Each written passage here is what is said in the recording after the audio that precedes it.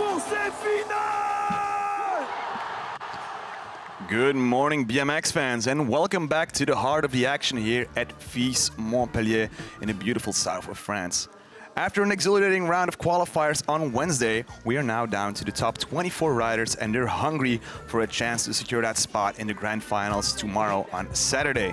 These athletes have pushed their limits here in Montpellier next to the river Lez. Now, with the Olympic qualifiers next week in Shanghai, we have a different field of riders than we're used to, but that does not mean that there will be less spectacle on the course here. Now, the riders will be performing at light speed, so I got a friend here in the studio to help me out with and spot the tricks. The innovational, the sensational, and flipping insatiable Ryan Williams. Oh, wow, that was beautiful. I love that. Let's go. I'd like to thank ChatGPT for writing this intro with me, and I put a bit of my Aegon sauce on there. So I'll be Aegon, I'll be your main FISE commentator, and Ryan is going to help me out with this UCI BMX Freestyle Park World Cup. So we're having a look at the riverbanks of the Lez right now. You can get involved in all the action on all our social media. That goes from Facebook, Instagram, our YouTube, our Twitter account, TikTok, and even Twitch. So get involved. Let us know what you think about this contest today of this semi-final. Ryan, this is your first FISE Montpellier. And it's incredible. I would like, just look at the screen, you can see it. There's just the river and then all the setups. I didn't realize there was so many parks and street. There's street down the road, and then you got breakdancing, and then you got the park, skate park right here, and it's insane. Everyone's saying they love it. So we're gonna run through that hurricane parks that we have here. We have the big Chicago wall. So that's with the quad that can launch you into that Chicago wall. 5 meters wide, 4 meters high. It's pretty forgiving too. And that's the wall parfois, or as we call it, the cheese grater. I think I was asking the guys, I'm like, what do you call it? Like, that's half a nipple. It's like the weirdest part of the skate park, I would say, but it's really unique. And if you can get a trick on it, you really stand out from the crowd. I mean, if you got a nice wheel of French cheese, like you could grate it on that if you want to. If you want to make a nice pizza here, and then we have the box jump, 2 meters high. But you can get a lot of boost on that one. Yeah, it's pretty much half the people's favorite jump is the box jump. I think this is where you're going to see the biggest tricks. Also, a lot of possibilities line-wise. Like, you can jump it from anywhere. You can go from the spine onto the box to spine. You can perform it like a hip. And you jump it backwards to get speed for the vert wall, and then get your biggest trick on the way over the proper way. I mean, look at the view. It's like a castle built on the bank of the river Lez. And we even had some riders already crashing into the river Lez. I think it was on Tuesday, it was Tomas Zemekis from Lithuania who fell into the river Lez during practice. Now, what does the format look like in a semifinal? We're gonna have 24 riders in 4 heats of 6 riders. Riders will get 2 runs of 60 seconds, and the best of those 2 runs will count. So the qualifying was actually 2 runs count. So you're going to see bigger tricks here today because, you know, you're going into this, you only have to land 1 clean run. So you can go for broke because you get 2 chances. Like what we often have seen at previous World Cups is riders maybe slipping a pedal in that first run and just like aborting that run immediately and saving and conserving all the energy into that second run. And here we have the local legend, Pierre Wilhelm, also known as Pee-wee. He's a French MC, a good friend of FISE, good personal friend as well. And he knows how to amp up the crowd here. 10 seconds, guys. Let's go. I love the crowd here. This is my favorite part of FISE Montpellier, is the crowd. They show up for every single event. They line the river, and it's an epic event. It gets you pumped. You know, they'll ask me, are you going to do best trick? I'm like, when there's all these guys, I'm doing best trick. And then we have the judging criteria. Now, there's a lot of factors to keep into account. It's about difficulty, it's about style. Like, it's the total package that the judges are looking for. Yeah, and I feel like flow is a big one here because you don't want to be pedaling around the park. This is a really flowy park. They said, the riders said they love this park, so you're not going to see as many pedals. And execution, obviously, landing good, landing clean, and that helps with the flow. And then we have our judging panel from right to the left. On the right, we have Luka Kovic from Slovenia. Left of him, that's Kristi Huge. Then we have Igor Poki Vukadinovic, followed by David Hank Cleworth and Marcus Wilke. Axel, unfortunately, couldn't make it here. He got injured a while ago, so speed recovery wishes to Axel Jurgens. Also, you can see on the board, 1 minute runs.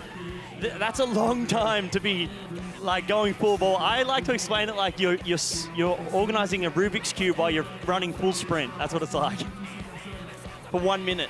Like, you actually have to plan around. Like, you can't just show up to this park, drop in, and think, I'm just gonna do a flip here, maybe a bar spin there. Like, you have to plan it like it's a choreography. Yeah, and sometimes it doesn't go to plan, so you have to freestyle in the run.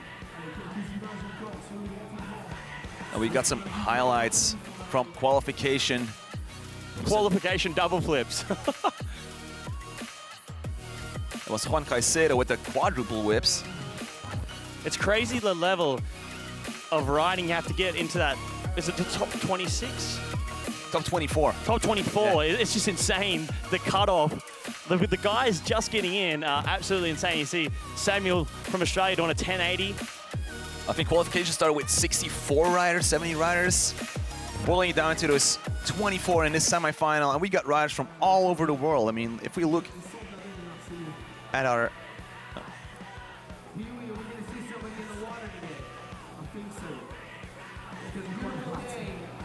so we were mentioning the riders and nationalities. So we've got riders from Canada, Great Britain, USA, of course, the Frenchies themselves, Australia, yeah, let's Hungarian, Colombians, Ecuador, all over the world. And we've got a lot of like new riders that you don't really see that much because some of the riders are over competing in another event, so it opened up the chances for other guys to come in and shine. As we mentioned, next week in Shanghai is the first of the Olympic qualifier series, so that's 12 riders that we are not seeing here today.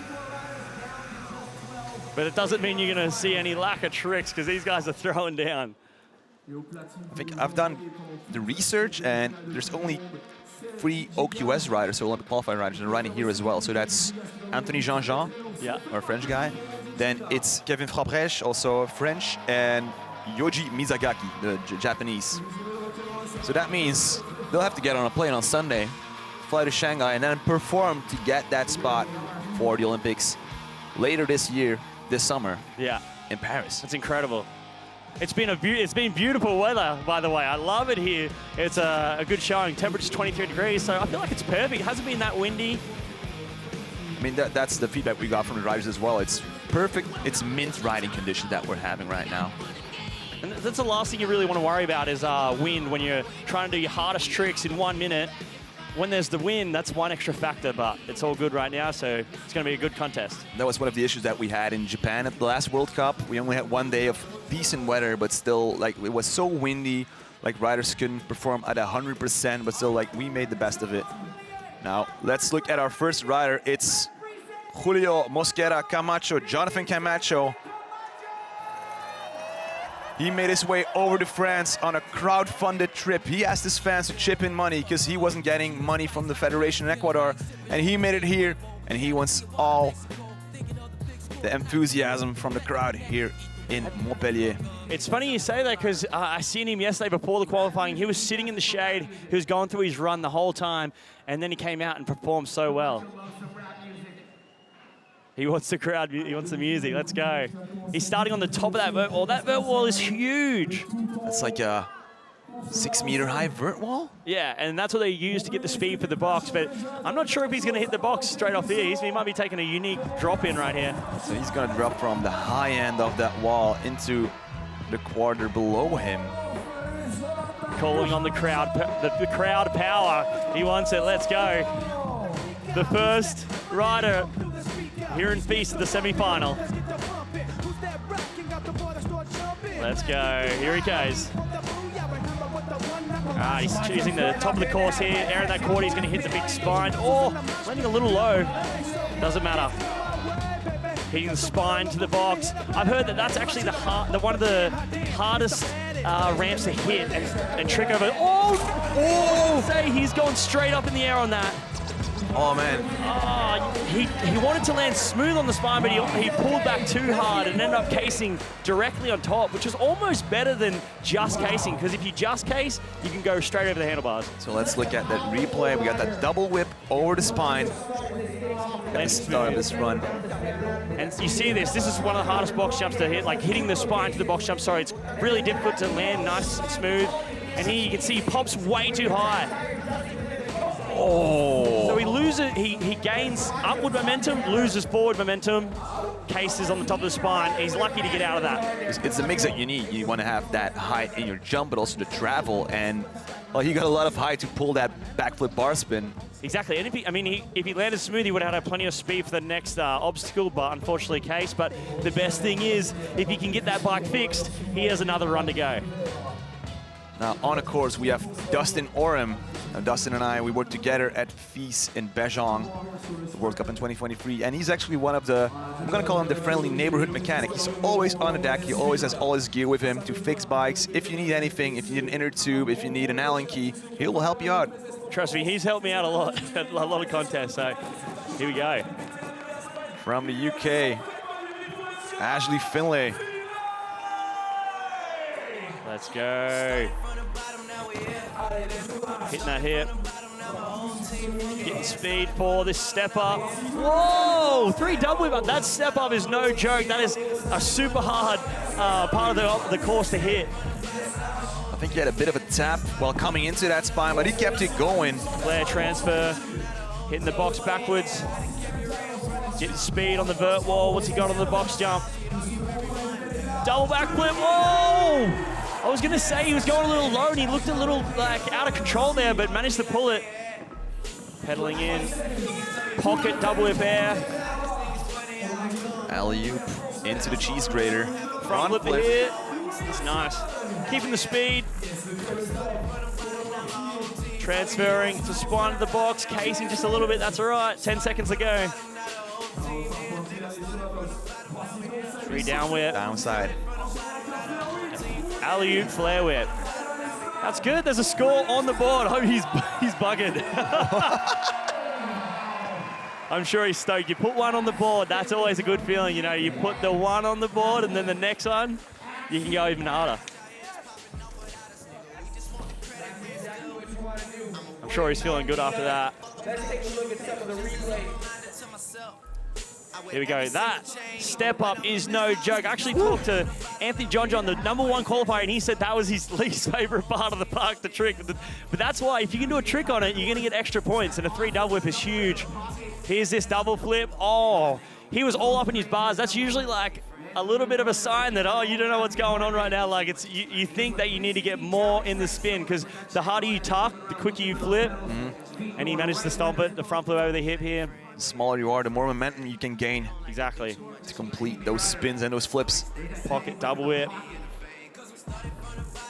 And then this part of the course is kind of strange, but to get tricks on it, you're going to open up and get like a good score from the judges, because that's use of park is one of the parts of the judging criteria. It's a very compact section, so you got that pocket going on, then cheese grater right next to it, so you got to know what you're doing. Exactly. Next rider from France, it's Benjamin Daldy. Now, in qualification, he was doing front bike flips. Let's go. I like that trick, the Tui Twister. That's what people like to call it, but let's go. Fast spin over the hip, getting speed for that vert wall. Let's see what he got on the box. Are we going to see the double backflip? Yes. Perfect landing. Straight into a bar tuck. Can over the hip. I think he's hitting the box jump once more. Are we going to see it? There it is. Wow. Wow. That was perfect. He's got those dialed. Yeah, that was incredible. I'm going to need some tips from him on that trick. I mean, the risk factor on a front bike flip is so high, it can make or break your run. Double whip over that strange nipple hip there. Might be lining up the box jump again. What's he got? Flip bar tuck, landing smooth. See, a minute, you can fit a lot of tricks in a minute, so I feel like fatigue becomes a factor in these final moments. Making sure he's hit all of the course.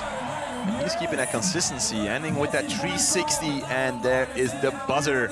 Well done. And another score on the board. He loves it. That was one of the most perfect nothing front bar flips I've seen. Wow. Now, we've been on deck just before the semifinals started, and a lot of the riders are actually riding their first semifinals. Yeah, and that's got to be nerve-wracking, especially here at Montpellier with the huge crowd. The whole world watching. Now let's see at that double flip. Wow. Landed so nice on that, and that's why he went straight into the bar to tuck air. This is the bike flip, surely. So that, oh wow. It's crazy how much time he had after that. Usually it's a trick where it's up in the air, you got to bring it down into your feet. That one like was perfectly there by the time he caught it. Like, I've seen people grabbing for their handlebars while performing that Yeah, on bike flip, but he's just like just taking it back with him. The hardest thing about that trick is you got to throw it towards yourself as well as flip it, you know, forward. So usually what happens is you throw the bike forward and it gets away from you, reaching for it. That one was so close to him that he was chilling. And that's a 69.87 for Benjamin Daldi. He's got it. I mean, that's a score on the board. Now he can just freestyle. Let's bring it back the next time, add some bigger tricks and see what he can do. Oh, these riders have to perform because only the top 12 will get that spot into the finals tomorrow on Saturday. All right. The Japanese riders, I always love watching them. It almost looks like they're not trying, but trust me, they have to try in this contest. But the style is amazing. Flip bar, but three bars there. Backflip, triple bar, straight into a flare. Hitting the hip, tie grab to T-bog. I like that little, that's like a stylish little trick to add. Doing a good trick over that spine there. 3 down whip. Oh, I like this drone shot. Transfer, 3 bar, I just slipped a foot. But that doesn't matter, you just keep it going. Like, you can barely notice it, but oh! What? Alley-oop downside tip on the cheese grater? I was freaking out yesterday when he was just alley-ooping that to add the down whip. That adds so much. It's like a cheese grater, that thing. 10 seconds to go. Oh! So slow. 360 truck to down whip. Like, how late was that downside whip? It was beautiful. That's what it was. That's Japanese precision. Wow, that was a solid run there. And there was so many like, oh wow moments. That was awesome. It's that uniqueness. I mean, there's so much talent in Japan. We got Rim, we got Joji riding later on. But every Japanese rider has that different style, brings something unique to the course. Exactly, and he's sitting in that 20th spot, and he knew that going into these semis, so he knows that he needed to add a tricks, and that's why he added the alley-oop down whip. That's why he added a bar spin. I'm pretty sure he might have only done 2 bars in qualifying. There's 3. So he's adding tricks to this run because he knows he needs to. He's sitting in that 20th position. I think this is where he might have bobbled his foot, but... Oh, that might cost him a point or 2. Yeah, you don't want to be crashing, but that's all right. The rest of the run was so solid. That was beautiful. 360 trucked it down whip. And this. Oh. Wow. It looks so effortless. Yeah, but that thing is scary. That's intimidating. It is a cheese grater. It's made of metal. It's got holes in it. If you fall on that thing, it will slice you up. I mean, especially like in this weather, like it's like a cooking plate right now, I think. And there you go, 81.25. Putting him in the first spot. Our first leader from this group, Kaide Ozawa. And that was even with the little bobble of the foot, he still managed to get that source. So he can clean that up, maybe add something else, and he's going to get an incredible score next. I mean, if he didn't slip that pedal, that could have been an 83 or 84. But now we have Jack Watts from Great Britain. Bar tuck over the box backwards, or spine to box backwards, hitting the wall ride. What's he got? Backflip, double tail whip. That was so slow, so smooth. Bar spin the hip. Lining up, something over this big spine. 3 whip bar, land smooth. Spine to box, double whip. Just hanging up a tiny bit, but keeping the speed. Stretched can. Lining up the box. What's he got? 720 bar. Perfect. One in. The 1 foot X up. Cruising along the cheese grater. Getting the use of the park. Oh, that's good. Transfer, double whip. Tuck over the hip. Finishing up. Maybe we'll time for one more. Oh, let's go. I was wondering if he was going to bring that out. I asked the competitors, and they said he has the best 540 flares in the game. That's what they said, so there you go. He was spinning around all axles. So backflip with a 540 on the quarter. Incredible trick. It's crazy that not long ago that trick was no one was doing it, and now everyone can nearly do it. And 10 years ago, he was already a FISE regular, because he won FISE Experience, which is like the step-up level to the FISE World Series in Nantes in 2013 and 2014. 720 bar. Landing super smooth. I love that the flip double whip super smooth, 720 bar super smooth, and that just helps you maintain speed. The less pedals, the more flow. Unless you're going twice as high. You don't want to have any mistakes in your first run. And putting a score on the board, that's a perfect thing. I feel like when you're a competitor, that's one thing that just relieves so much stress off your shoulders, is getting that first run down. You know you have the score. Now you can go into the next one and step it up. And scores are in, 73.75. So not too bad there. It's so hard to keep the steam, you know, keep the amplitude, and I feel like you notice that in the scoring. If they're keeping the amplitude and keeping the tricks to that final 10 seconds, you can see it in the score. And now from Colombia, it's Juan Caicedo. I must say, I love the bike. Looks familiar, this bike. Wait until you see it. The jet fuel. He was doing quad tail whips in qualifying. Just remember that, quadruple tail whips in qualifying. So we may see one here in his run, and he's got a lot more tricks to bring as well. I know it's still early in the morning, but maybe Mike Spinner is watching from in the USA as well. Mike Spinner, first rider to pull quadruple whips, but now we have Juan Caicedo. He went a little deep on that box going backwards, but he's got the speed back, double truck. Whoa, huge flare whip. Here's the speed. The speed's back. He's going to give another try at that box jump, I believe. There's the triple tail whip, so he wants to get that run on the board. Oh! He just pulled out a little harder than you need to. Yeah, landing a bit low, losing a bit of speed, but he keeps it going, keeps on pumping through the course. Front flip bar over the box. Although it sucks the energy out of you when you land deep, and landing deep at the very start of your run, it's hard to recuperate. But here he is, he's back on it. Plenty of speed. What's he got? Front flip over! I can't explain how gnarly that is. You can't go deep on that jump. If you go deep, it is not good. I mean, it's a step down spine. Exactly. And he's finishing off his run. He managed to stick the whole run. That's good. I know he wants a little bit more on that, but you got to be stoked getting that first run down. But that front flip, I hope we get a replay on that. The hardest thing is, if you just huck the normal front flip, you're going to land so deep that you're going to explode. So you're going to see he has to pull back before he pushes forward. I told you he's going to be your new favorite rider, burst on the scene. Let's see, this flare whip was nice. You can see he landed nice and high there, nice and smooth. Coming in, what was this one? This is the triple tail whip. Let's not take away, we know he can do the quad, but that doesn't take away from doing a straight triple whip over the box. Front flip bar. I mean, he will have a couple of minutes to take a deep breath, take some rest. Here's that front flip, and you can see he lands about halfway down, which is so incredibly hard to do, especially on the spine. There's only a foot of platform between each ramp. And he's stoked on that. Let's go. Here in semis.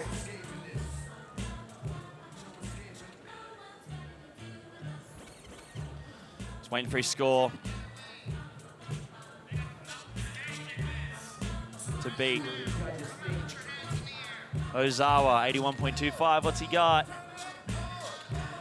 Taking a while to get this one.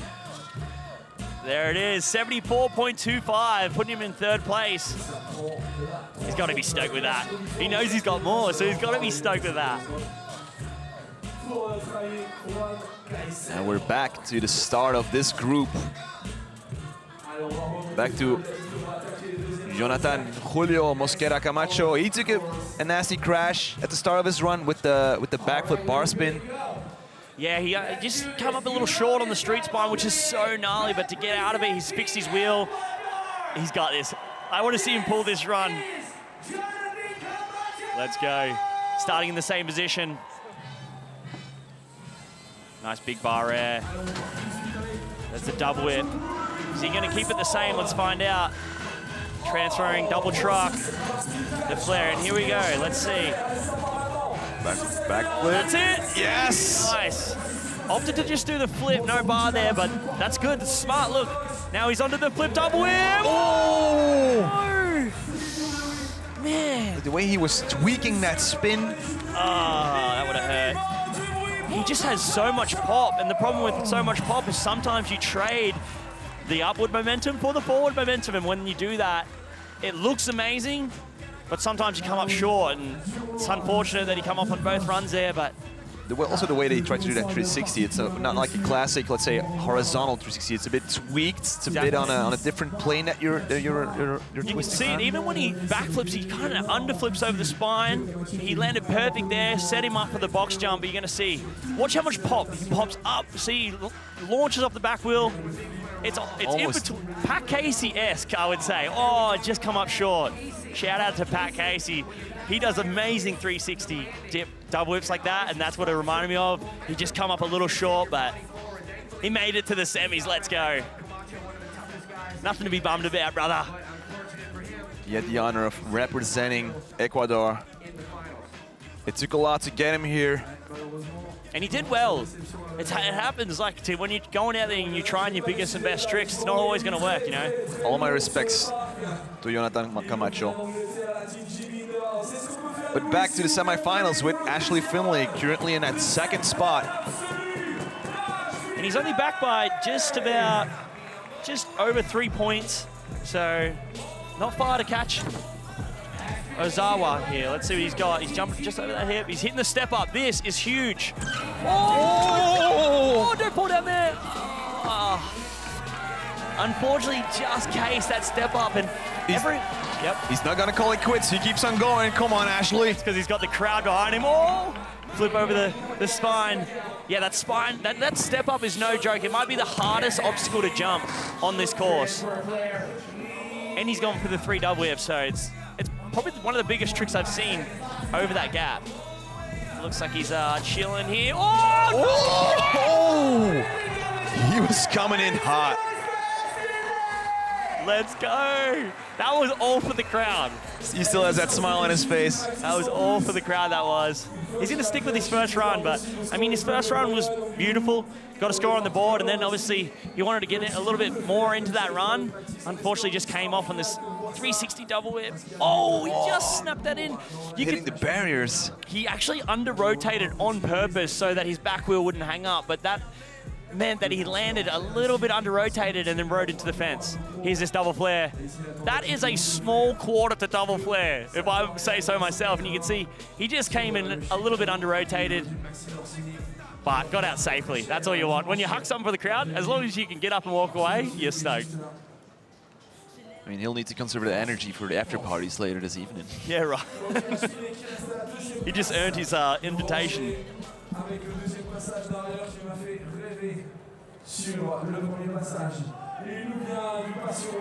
Here we go. What tricks are we going to see this time? Benjamin Daldi. He was pulling double flips and the front bike flip in his first run. Can he step that up? Let's see if he sticks to the same kind of run and maybe just adds a little bit of harder difficulty on the tricks. There's that double flip, huge. Almost too huge there. Fast spin there. In the hip, can over the hip. He's going for the box again. Last time he did the bike flip. What are we going to see this time? There it is. Perfect. Oh! His body position is crazy on that. Usually you're reaching for him, and it's just always just perfectly there for him. He's maintaining that composure. Double with the transfer. Beautiful. So very similar run to his first run. He may just be adding something more to the end of this run. We'll find out. Whoa! It was a little bit hard to see, but flip, bar, X to tuck, no hander. That was 4 tricks combined into one jump. So that was something new there he was trying to add to his run. Oh, you can see he's moved his front wheel. I think. Oh, yeah, yeah. Yeah, I think he might have jammed his leg in the front wheel when he come off, so. Did he break a couple of spokes off? I'm not sure if it is the hub that moved or is yeah, it may have just moved to the side. But hey, he's walking off.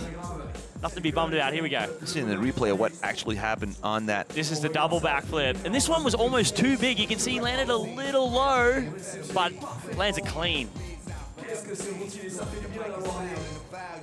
The backflip, yes, the beauty. Look at this. I think Perfect. he should maybe do best trick. I feel like he's got some time to do something out of that.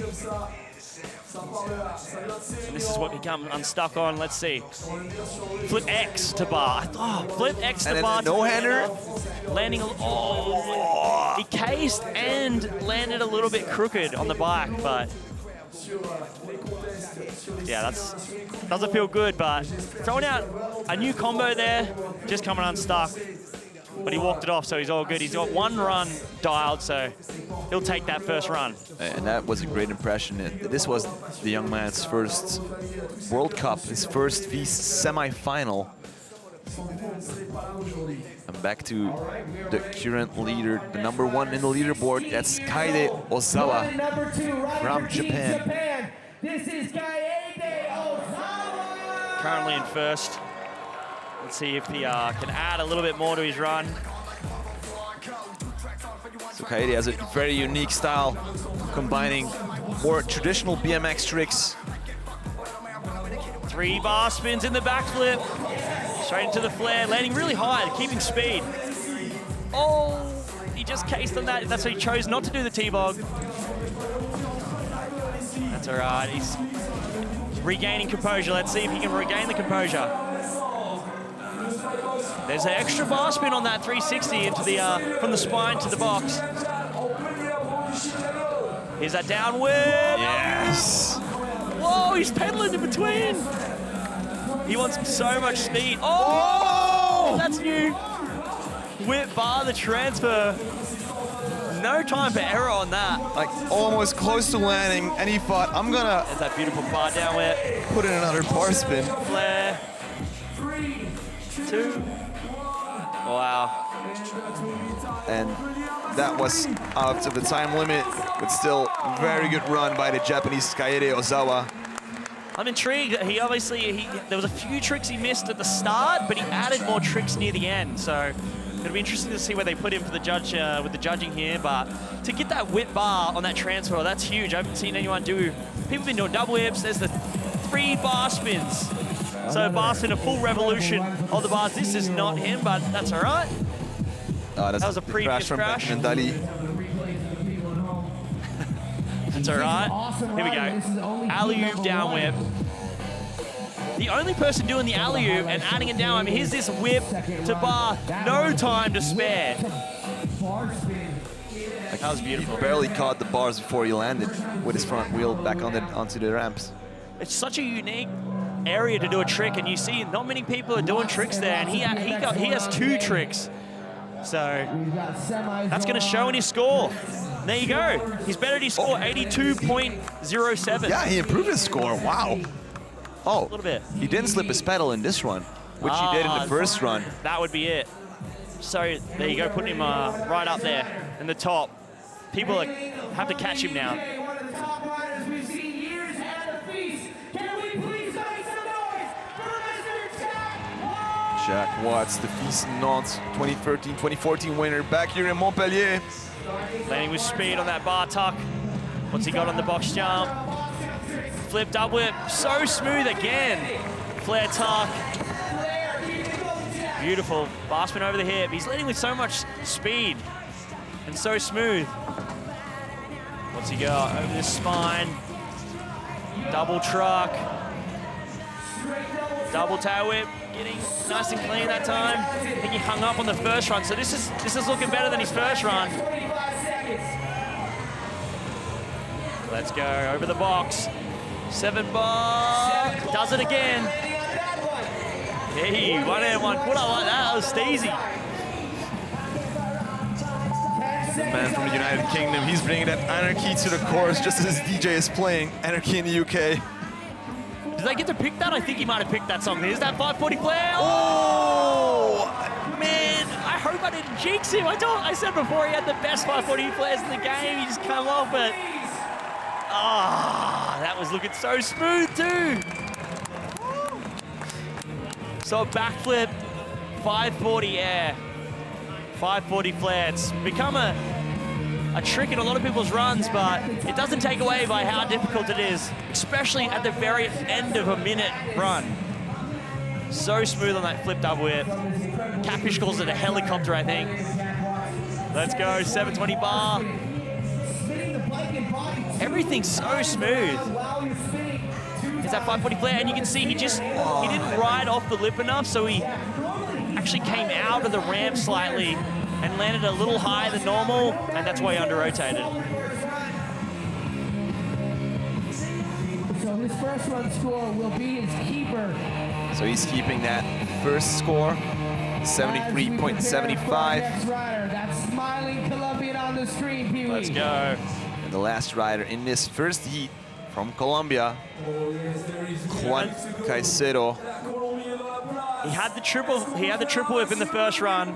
We'll see right now if he decides to get that quad whip. He did it in the qualifying, so we know he has it. It just comes down, does he land smooth on that first reverse box jump?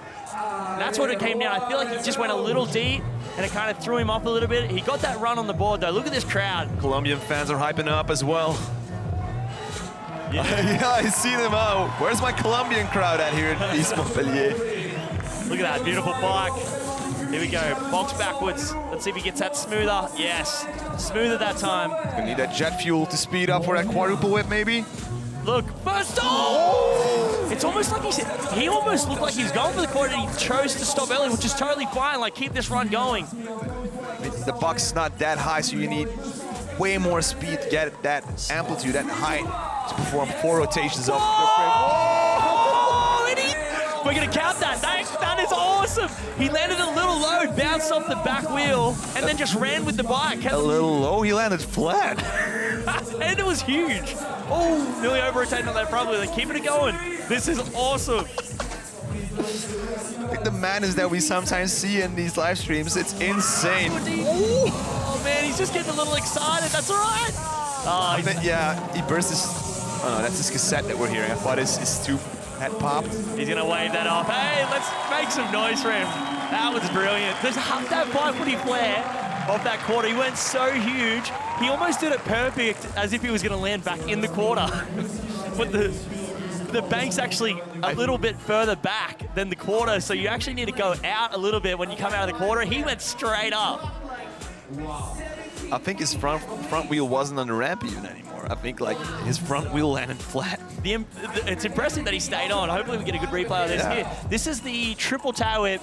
He was whipping so fast, but you can see his body's kind of shifted a little forward, so he might have chose not to throw that fourth whip just because his body position was forward. Here's that 540 flare. Look at this. Oh, see, if he was on the quarter, he would have landed perfect. Wow.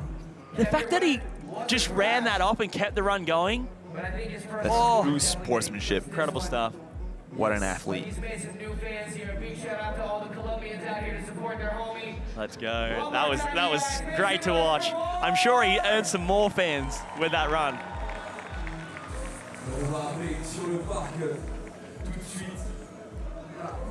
So we've got more people gathering around today here at FISE Montpellier for the men's BMX Freestyle World Cup semifinals.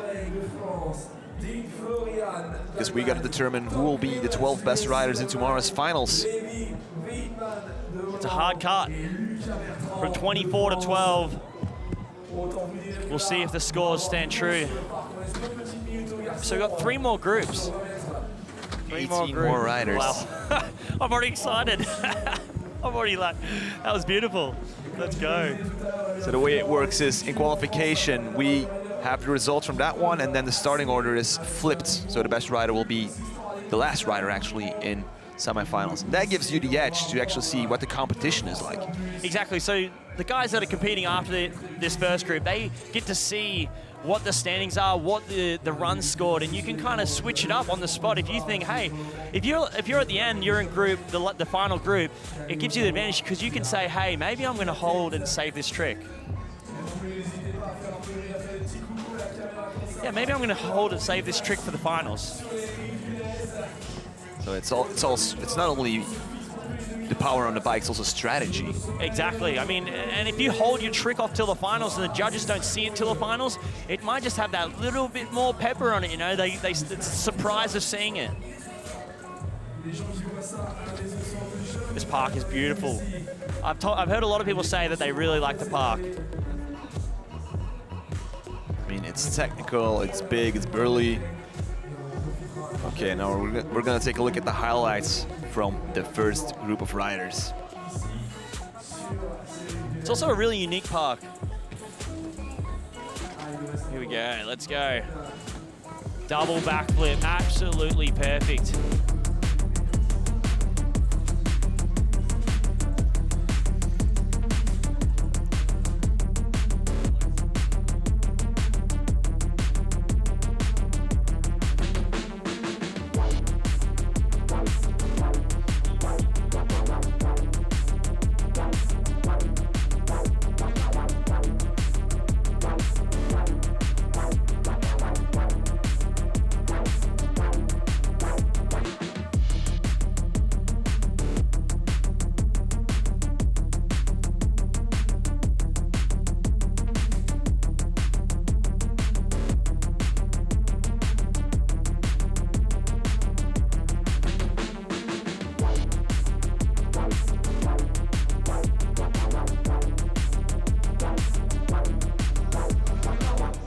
Qualified the riders were. So heat number 2, Jakob Remick, K-Fab, Dean Florian, Tom Clemens, Levi Wiedman, and Luca Bertrand. There are...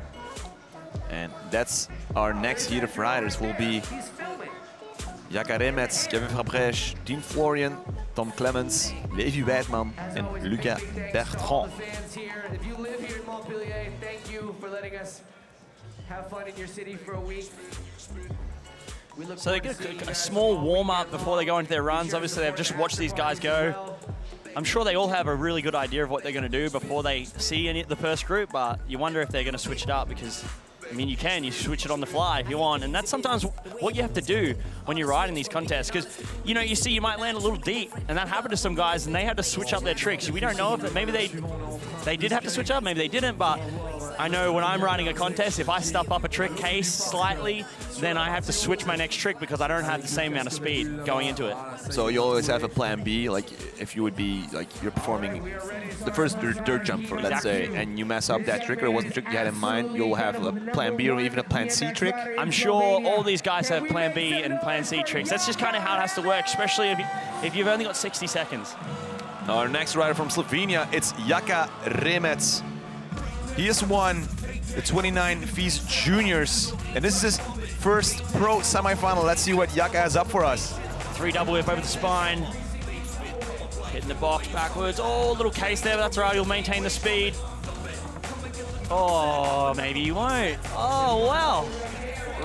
Sometimes it really throws you off there when you stuff up on that first jump, and there you go. He decides he only needs one run. He's gonna save all the energy that he had for this first run to take a look at his bike, see that everything's running smoothly again, and go full speed, full power in that second run. Now, if you took a close look at his bike, actually, it's a titanium bike at this run. Is it? Yeah. Ah, I like a titanium black. And the way he rides it, you can see he does so many good tricks. I was going to say that he's seen the first group. He knows that if you stuff up, it might not put you in the position to even get into the finals. So that's why he's decided to sit out the rest of his run. Also a phenomenal dirt rider. Oh, really? Yeah. Oh, sweet. I'll see him at X Games, maybe. You better watch out, Ryan. So yeah, he works with Senad Grosic, by the way. Also a very well-known in European BMX scene. The Croatian BMX rider. So yeah, for that jump, for that first trick he did, he does get us this minor score, let's say. 4.5. Let's put him in 7th place, pretty good. Here we go. Our next rider. Next week, he is competing in Shanghai at the Olympic Qualifier Series. It's Kevin Fabrèche. Plenty of speed dropping in, 720 bar on that spine. That is insane. It's probably the hardest trick we've seen over that spine so far. Hitting the transfer, over the box backwards, landing a little low, but that's all right. The best thing is they can gain that speed on the vert wall, flip, tuck, Flare bar, landing high.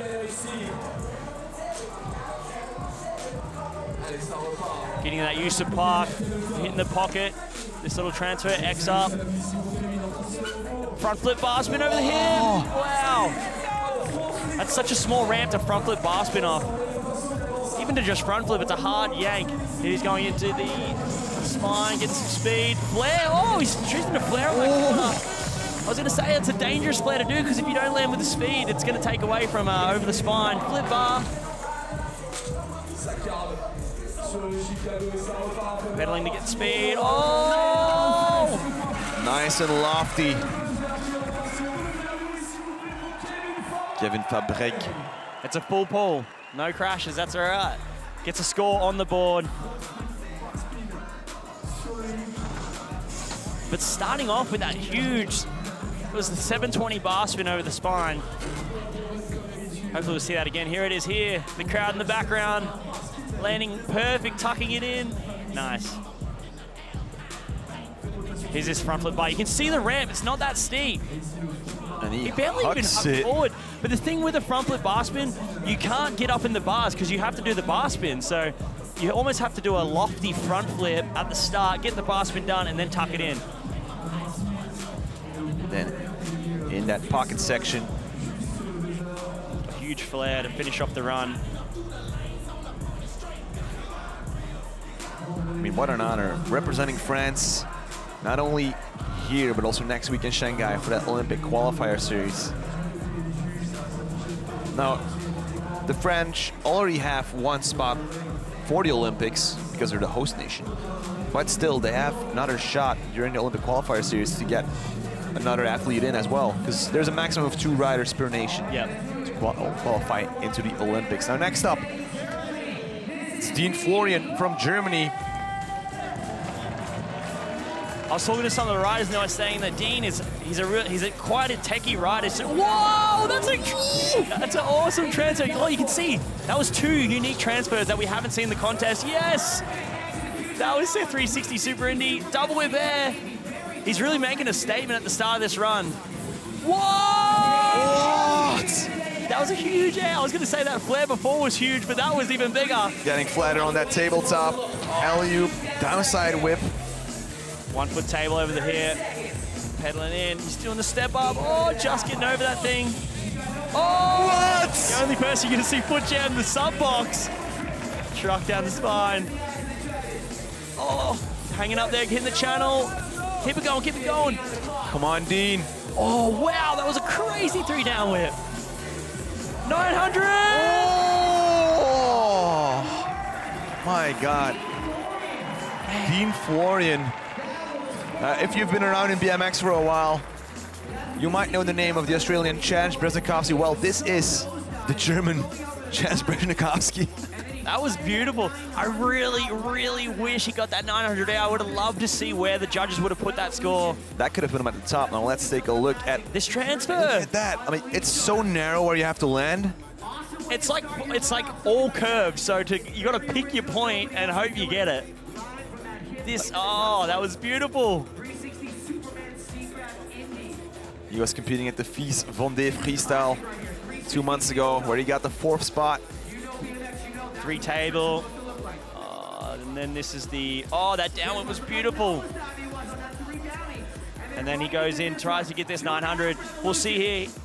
I think same thing, he kind of landed a little high, but it was kind of perfect, but maybe just didn't get the right flick on the spin and just kind of under-rotated a tiny bit. I think Clint Miller must be proud of watching all the way from Australia.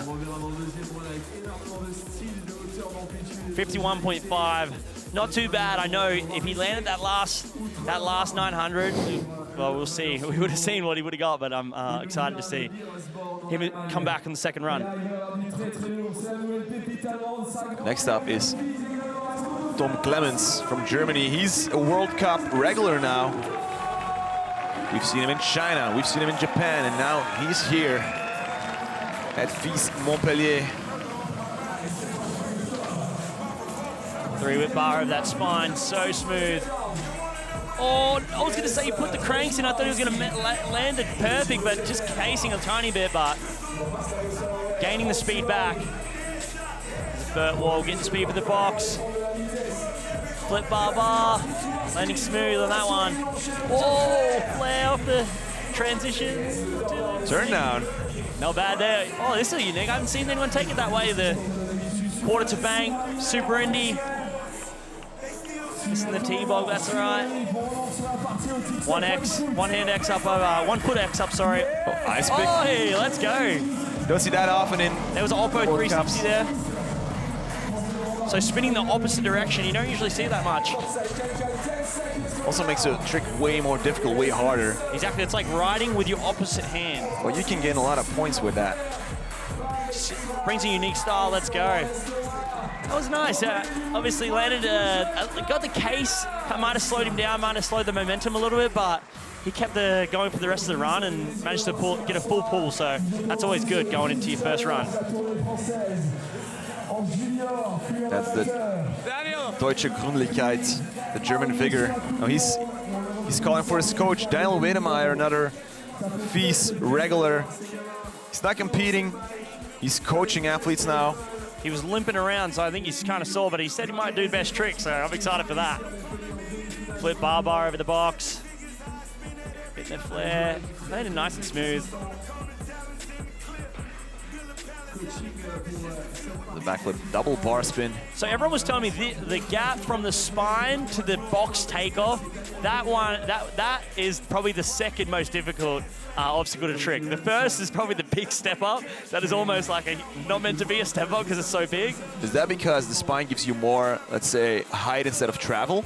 Exactly, so both ramps are really steep. They're both takeoff ramps, so landing in a takeoff ramp isn't ideal because it's a shorter radius. So you have a smaller margin of error coming in to land. We have the judges, so they take notes while the riders are doing the run, and then they have these tablets which they use for the live leaderboard, and there we have it, 67.12 for Tom Clemens. I feel like these guys, it's like the high 60s, and obviously there's one low 80, but 60s to 70s is where it's kind of, everyone's kind of pretty tight, you know, it's not too mixed, not too vast, the distance between scores. From the Netherlands, from Holland, we have Levi Wedman. Oh, 720. Mixing it up with that one-footer, with the can-can. Yeah, he had to pull the brakes. He had to pull the brakes there to bring the front end down. 540 the transfer. I haven't seen anyone else doing that. Lining up the box. Oh! 1080! And he stomps it! My gosh, it looked like he opened up to spot his landing like halfway through that. And usually that's a bad sign, but he still pulls it. This is the first 1080 since his 2020 crash. No way. He's performing in competition. Yes, come on, Levi. Run on that adrenaline, let's keep it going. That transfer landing smooth. Lining up that box jump, what's he got? Oh! Double bar. The shot kind of changed there, but I think it was 360 double bar. That's all right. Man, he must be stoked on that 1080 though. Oh, wow. I mean, just before the semifinals, I was talking to him like, do you have something special in mind? And he mentioned the 1080 because he took a nasty crash in 2020 on a 1080, and he brought it back to the course. He owned up to it. And there it was. I hope that, I mean, obviously we're going to get a replay of this, but you can tell that he kind of opened. Oh, wow, he did throw the can. I missed that. And then he pulled the brakes to bring the front end down, and this 540 over the channel gap. The 7 can-can is one of his favorite tricks. Here's this 10. You're going to see kind of spots, like almost... no, he kind of kept it going, but I almost thought he looked, and usually that's, oh, no, you don't get the spin, but he got it round, and then like you have to keep looking smooth behind that shoulder to keep that spin going, and he nailed it. Maybe he pulls it in that second run again. I think he's got it. It looked like that was pretty dialed, like, slips a foot. We didn't see that one on the drone shot. Hung up the back wheel, and if you think the problem is, if you know you're going to case, you can kind of ride it out. You can absorb the hit of the case, but if you don't realize you're going to case, that's what happens. Your feet kind of slide forward off the pedals. Impressive run by Levi. Oh, yeah. But we're back to the Frenchies.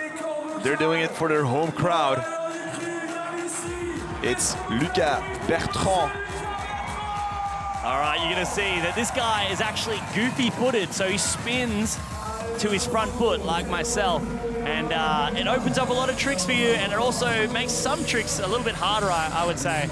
But he won't make it look like a time. There you go. You can see he whips to his opposite foot. That's why it kind of looks a little different to everybody else. Oh, alley-oop flare whip. That was beautiful. Yo, super in the air. Front flip over the hip, keeping the speed, pumping it out. Choosing not to pedal and pumping, that's a good sign for the judges. Lining up the box jump again. Double backflip, perfect. And a bri flip. What? Bring it to the scooter tricks, let's go.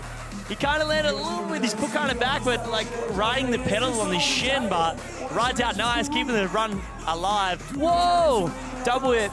And you can see he's goofy footed, so he's catching, when he catches his tail whips, he'll catch with both feet at the exact same time. Whereas when you're normal footed, you can kind of catch with the one front foot and then put the other foot on. And even with pushing the whip, I mean, with the front foot, it's way harder because you get less momentum going. Yeah, you almost can't start it as quick. You kind of have to drop your foot back before you kick the tail whip. Hopefully we see in some of these replays. Yeah, he kind of has to bring his foot back, but you see catches both pedals exactly at the same time. Look at this. Look at that. I love that. It looks so cool. Straight to the pedals. Beautiful. Super in the air. And that's what makes a good whip. Like, you can catch a tail whip with, like, on the cranks, but it's way better and it shows way more, let's say, bike control if you can land it on to the pedals. Yeah, and I feel like when you're goofy footer, it almost forces you to be catch pedals.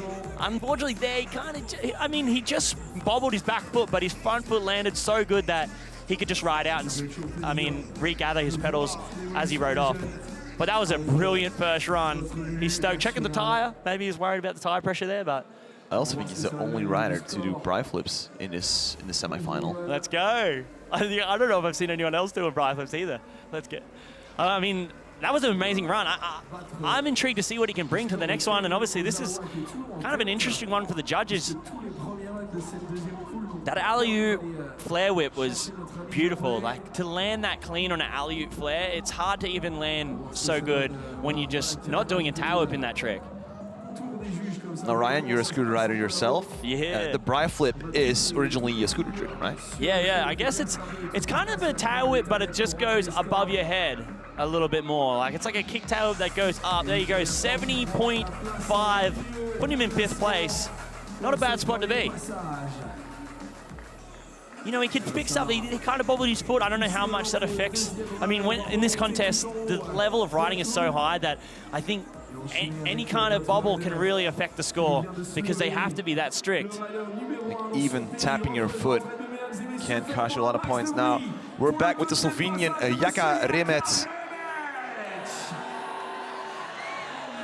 He had a minor mess up at the start of his first run. Only has 4.5 points right now, so he has to make it count in his second run. It's more points than I'd get. There's the triple tail whip! 360 on the spine, he's adding to his sprung. This might have been what he wanted to do in his second run. He said, I don't need a backup score. I'm going for the full pull, here we go. That was huge, 3 triple tail whip over that spine. Into the box, 720 tail whip! Oh! Pace just slightly. Oh, it's so hard because you might pump the vert wall slightly different, and then you think, okay, I just need this amount of pedals to get this jump perfect, and just the slightest less pump through that vert wall can set you into a case, which is where you hang up the back wheel, and if you're not prepared for that, that's what happens. You can come off your bike. He's going to finish the run off, though, for the crowd. Put a bit of a show. Front flip. Oh, it's like a late little front flip. He's one of the riders to watch for the next couple of years. Yeah, I mean, you can tell by that to be able to 360 triple whip on that spine, and that's no normal spine. That's a huge step down. It's actually terrifying. I'd be scared to just jump in that thing. And also, this was his first semifinal that he's ever ridden in pro, so hats off to Jaka Remec, Here's his Slovenian. triple tail whip. We were expecting 2, and there's 3. Wow, landing smooth. Oh, they're going to show it twice. Of course, you got to. That was an awesome way to start it. Here's a 7-bar. Oh, 720 tail whip. That's Mark Spinner-esque. Mark Spinner like that one, just hanging up quite significantly, so it's hard to ride out, especially if you're coming out of a 720 rotation. You don't see that you're going to case until the very end. You want to know how old he is? Sure. 19. Oh, there you go. Mate, I'll take the letter on the 360 trip whip, so he's got me in a game of bike. Oh, that's all right, mate. The thing is, you only need the 1 run, so you go out there and you want to send it. You know that you only need 1 run to count, and that can get you to the final. So that's why you go out there and you send your biggest tricks, and sometimes they don't always work. Well, who knows? We'll see him again at another contest, maybe in Shanghai in October. Go back to Kevin Fabreg. There's that 720 bar spin again. Maintaining a lot of speed this time on the channel. Over the box backwards. Oh, I see. Sometimes landing so good can actually make you go further on the next obstacle, and that's what you just seen there. He landed so smooth that he had more speed, and he didn't equate for that extra speed. And we're back to the compact area in the pocket. Bar spin, lining up for the cheese grater. X up. Trying to get a little table in that, so he is adding to it. Oh! I thought he was going to get it. He just tagged his butt on the back wheel, and that shifts your body weight forward. And it also kicks your feet off usually. So when I've done it many a time. So you land a little flat, you sit on your tire, and what happens is your tire pushes your butt forward, your knees lock up, and then your feet get pushed off the forward of the front of the pedals. I think he's grabbing his water bottle, getting it off the course. There it is.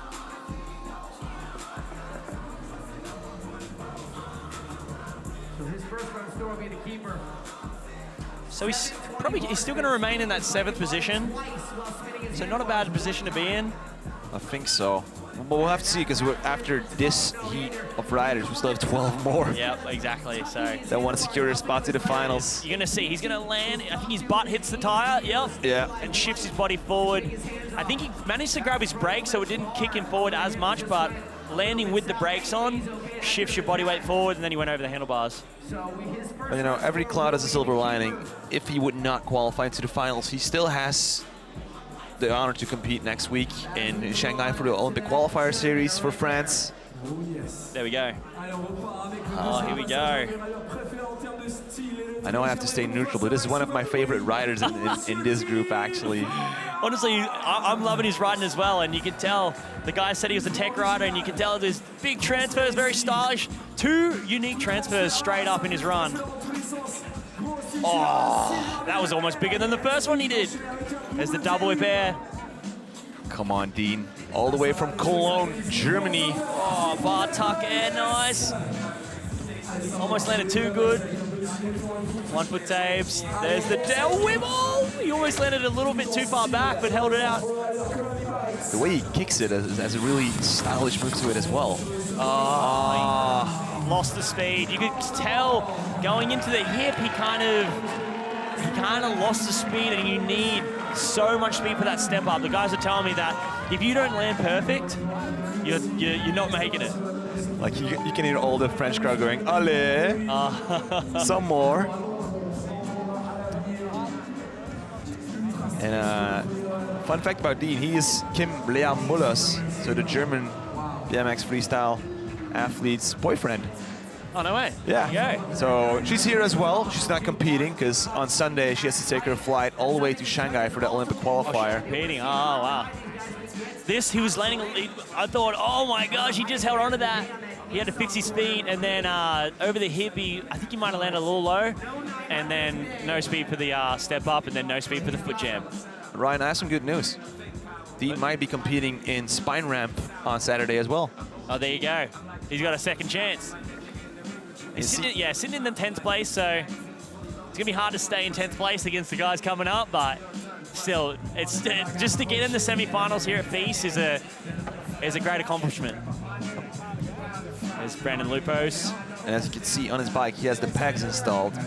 You should see him in a spine ramp. I mean, the lip tricks that he has, the technicality that he shows. I mean, you're gonna be like overwhelmed by Dean's riding. I'm excited. Bring it on. And next up is Tom Clemens from Germany, coached by Daniel Wiedemeyer. Who knows, maybe Daniel taught him how to fufanu. Yeah, right. I was actually talking to him about that. I said, "Oh, you're gonna find somewhere to do a tie tap, mate." Fortunately, like they've installed the, let's say, the fufanu back wall. Yeah. But so far, no one's done it. I've heard about people downside wall planning it, but still no fufanus. I think there's a few guys coming up that are actually going to put it in their run, so we haven't even seen it yet. So that shows there's a lot to this course that you might not have seen just yet. So keep your eyes peeled. You're always ready to see something new. There's that 3 whip bar starting off the same as his first run, double truck from the spine to the box, pocket tuck air. Oh, landed not too bad on that box jump backwards. Flip bar. You can see he takes off really early in that. Oh, 540 flare!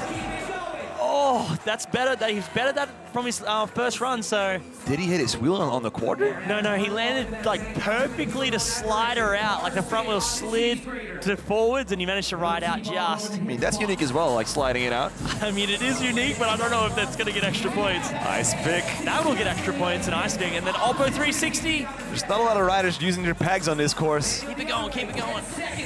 Yes. Come on, Tom. Just finish off this run. I mean, I'm liking the look of this run. Flare. Nice work. You got to be stoked with that. To roll out of that 540 flare was so nice. And you'll see when he flipped barred the box, he kind of leaves the ramp early, and that gives him a lot of forward momentum. And then he gathered that speed. He kept it going into the 540 flare. So you see he pushes his bottom through the ramp, pushes it forward. Here's this 540 flare. You're going to see he just under-rotates, but slides. Oh! See his front wheel slides to forward, so he managed to ride it out, finishing with a flare. Are we gonna see a replay of the ice pick? It's I mean, it looks so simple, but like it's the balance that you need. Yeah, so for the people at home, he's running basically a piece of metal or plastic, it could be plastic, sticking out his back axle, and he'll stall that on the coping, so he'll turn 90 degrees, land on the coping with the front wheel in the air, and then drop in. It's precision.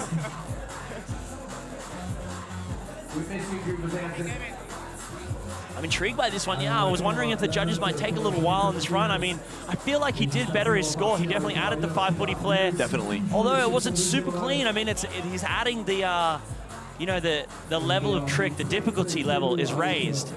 Obviously, with the flow, he might have took away from the flow just on that 540 flare, but the rest of the run was nice and clean. Also, still a very young kid.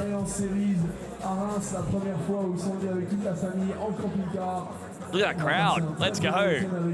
My favorite thing, I will say it again, FISE Montpellier, the crowd is amazing. There you go, coming in 5th place with a 71.37. So that's pretty good positioning. I mean, it's not too bad. Obviously, the later groups, they qualified higher, so that gives them the advantage, knowing the scores going into their groups, but can't be mad with a 71.37 and being in 5th place. If it ain't Dutch, it ain't much. It's Levi Wedman getting ready to drop in. Now we've seen that 1080. Will he pull that off once again in his second run? I hope so. I mean, he only stuffed up just whoa, was that, did he add a trick to that? He does a can-can. That's one of the staple tricks with Levi. Whoa! Look at the travel on that 540. Like how? Yeah, he was super div. He was super div and kind of came out from the quarter. Here it is. Oh no! 60. He just kind of lost his speed going into the vert wall, so he couldn't gain as much as he wanted to do that 1080. But maybe he can put it in a different part of his, like, maybe he's going to hit the box again. But it looks like, yeah, it's gonna ride it out, yeah. Okay. Keep it smart. I know the crowd, they cheer real loud, but keeping it smart. Let's see, maybe he's lining up the box jump again. Yeah, he's just gonna finish off his run. Yeah. Alley-oop flare. Yeah, it's unfortunate. Obviously, he's hitting the box backwards, and as we were saying before, landing perfectly in the takeoff is more difficult than landing in, you know, the landing part of the box. Obviously, it's more steep. There's a higher risk of going too far and missing the transition and losing the speed. That's what happened. Went into the vert wall, couldn't gain enough speed out of the vert wall, and decided not to do the 1080, which is, it could be the smart idea. You know, you don't want to go out there and huck a trick when you don't think you have enough speed. You don't have that confidence. But look at this, 720, and he held it for so long, the can. That was beautiful. Wow. I love that, and this is a 540. He kind of popped a little bit more, so he landed a little bit low on the transition, and he probably pushed through on the box backwards, and that's what made him land a little deep, and unfortunately couldn't get the speed for that 1080, if that's what he was going for. He's gonna take that first run score. But man, if he can get those 1080s dialed, let's stoke that he came out. Obviously coming off a crash, any trick that has hurt you, it plays in the back of your mind going into any run, any contest. If you're going to pull this trick out, even the first time doing it in practice, you think about the last time and what it did to you. So to come out there and pull it off, it was a win in his book. Oh, hear the crowd. Also a Montpellier local, it's Lucas Bertrand, the goofy-footed BMX rider. Let's go, bung foot live. Flip, tail whip, let's go, he landed so smooth. 360, landed smooth over the box, backwards, there's that alley-oop, flare whip, oh! Landing it. Let's keep it going. Had a 70.5 on that first run, so let's see if he adds any more to this run. He's kind of, I think he's done all the similar, same tricks going through this first run. About to hit the box. Double backflip. Oh my gosh, I was gonna say this one's gonna come in smooth. And he gets the bri flip perfect this time. No bubble. What a talent. Oh, front flip! Oh, I was gonna say that he's doing something different. He chose to go a little slower, and for a front flare, you need to do that because your momentum throws you into the ramp. So you want to get enough pop up to not go into the ramp to give you enough time to throw forward and get that front flip around. Damn, trying to better his score there, trying to add something new at the end. Managed to get that bri flip, but unfortunately come off on the front flare.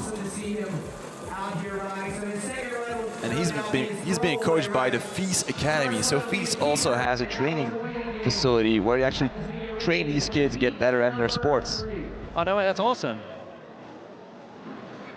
So here's that flip whip, catching both feet at the same time. The reason I say that we have to do that is because there's no pressure on the back pedal. So if you land and push your foot on the back pedal, the front pedal goes up. So we got to catch both feet. Bung foot, let's go. Superman Indy. There's a few bung foot riders coming out, so I always get behind them. Here's that front flip. Bung foot? Bung foot. I call it bung foot, you call it goofy foot. Double flip, look at this coming in, perfect. Wow. See, you couldn't have got it any smoother. And this is a front flare trying to pop up. Unfortunately, you can see his trajectory kind of went into the ramp a little bit, and then that takes away from how much time he'd have to rotate that front flare. I'm sure he's pumped though. He's got a good tune too to ride to.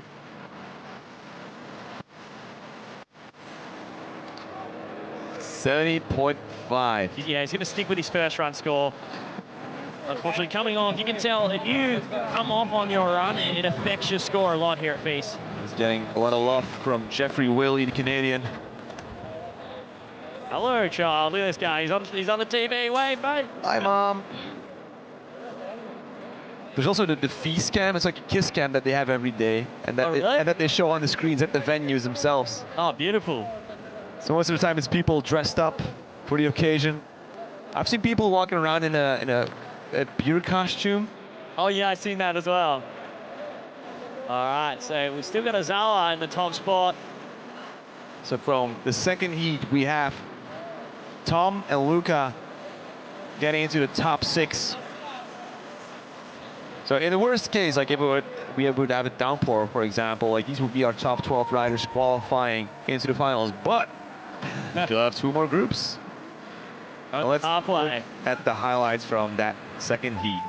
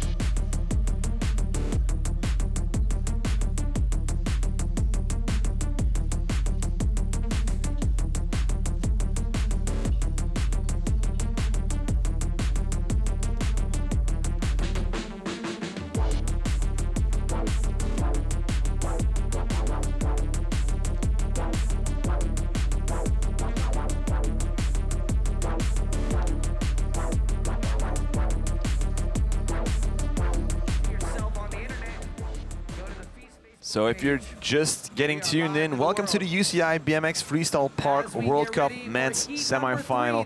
We're about to start with our third heat. I'm Aegon, and next to me we have Ryan Williams. Yeah, let's go. I'm excited to be here.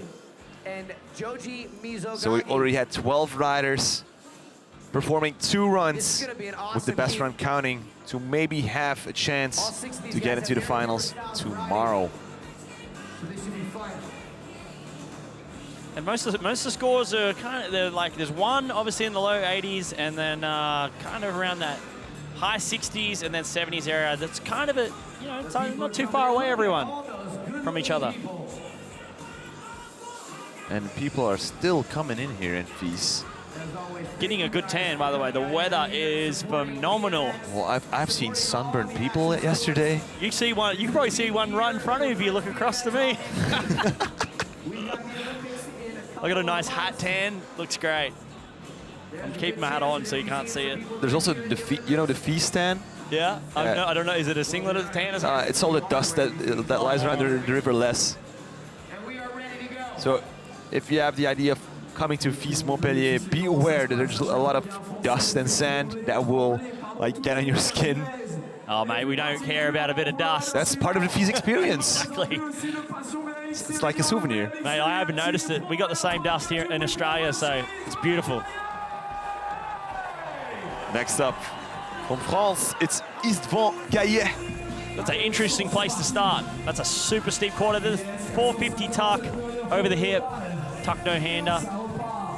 Don't mind my lingo. Cash roll! Whoa! That was a beautiful cash roll too. 360 front flip. 720 the spine. That is so hard to land accurately. You have to be a sniper to land smooth. Flip, double whip. Helicopter, as Capish would say, 540. Or maybe he was trying to, I think he might have been getting speed for something else and chose to turn away and get the flare transfer. Oh, kind of went to the outside of the hit. So when he spun, he landed a little lower, which made him over-rotate. I believe. Oh, he's not stoked on that. You never like to smack your noggin on that black wood. That's not fun, especially in this heat. He's a hard hitter. He's up though. His run was looking so good. That cash roll was unbelievable.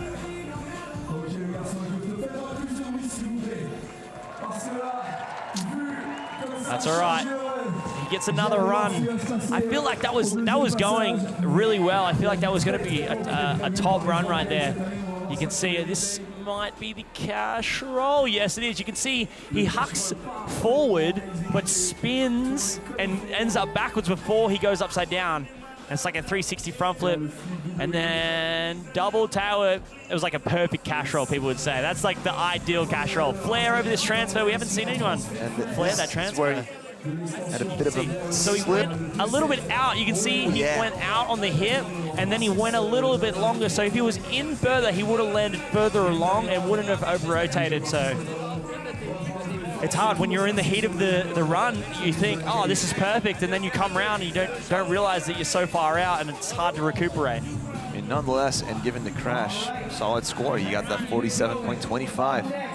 Yeah, not bad, especially you know that, I mean, if you can get a score with that, with a crash, you know that if you get it landed, it's going to get you a good score. Next up from the UK, it's Sean Gornall. Starting off with the box backwards, 3 tower the box backwards. Into that step up, transferring to the spine.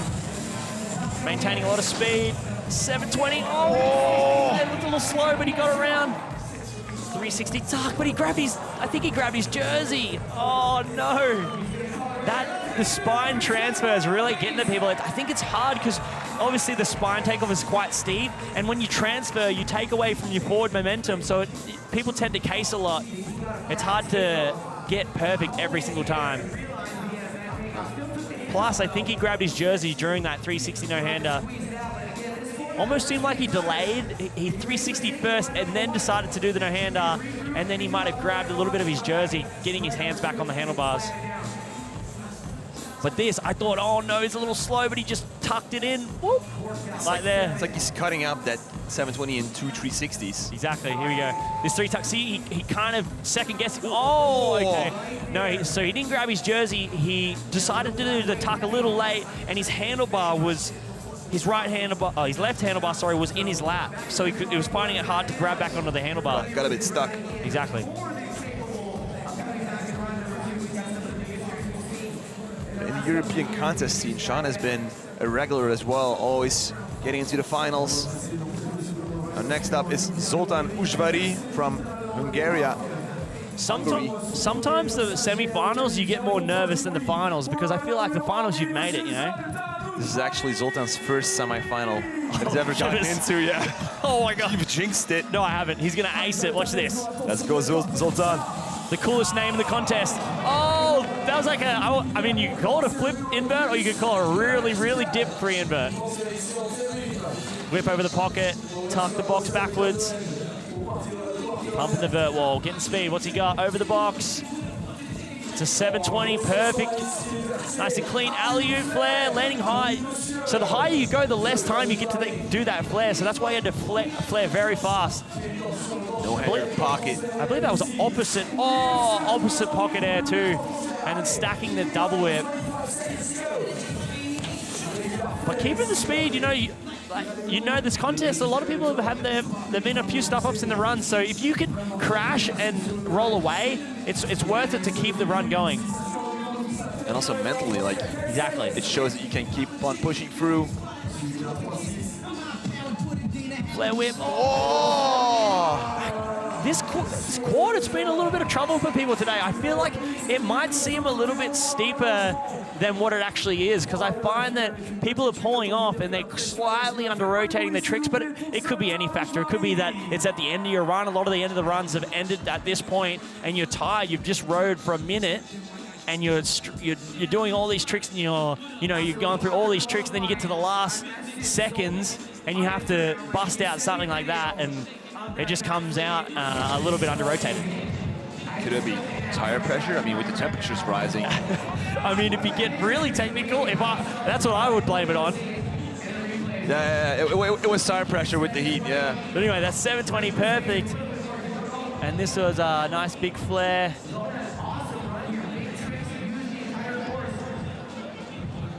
I mean, Zoltan was doing pretty well.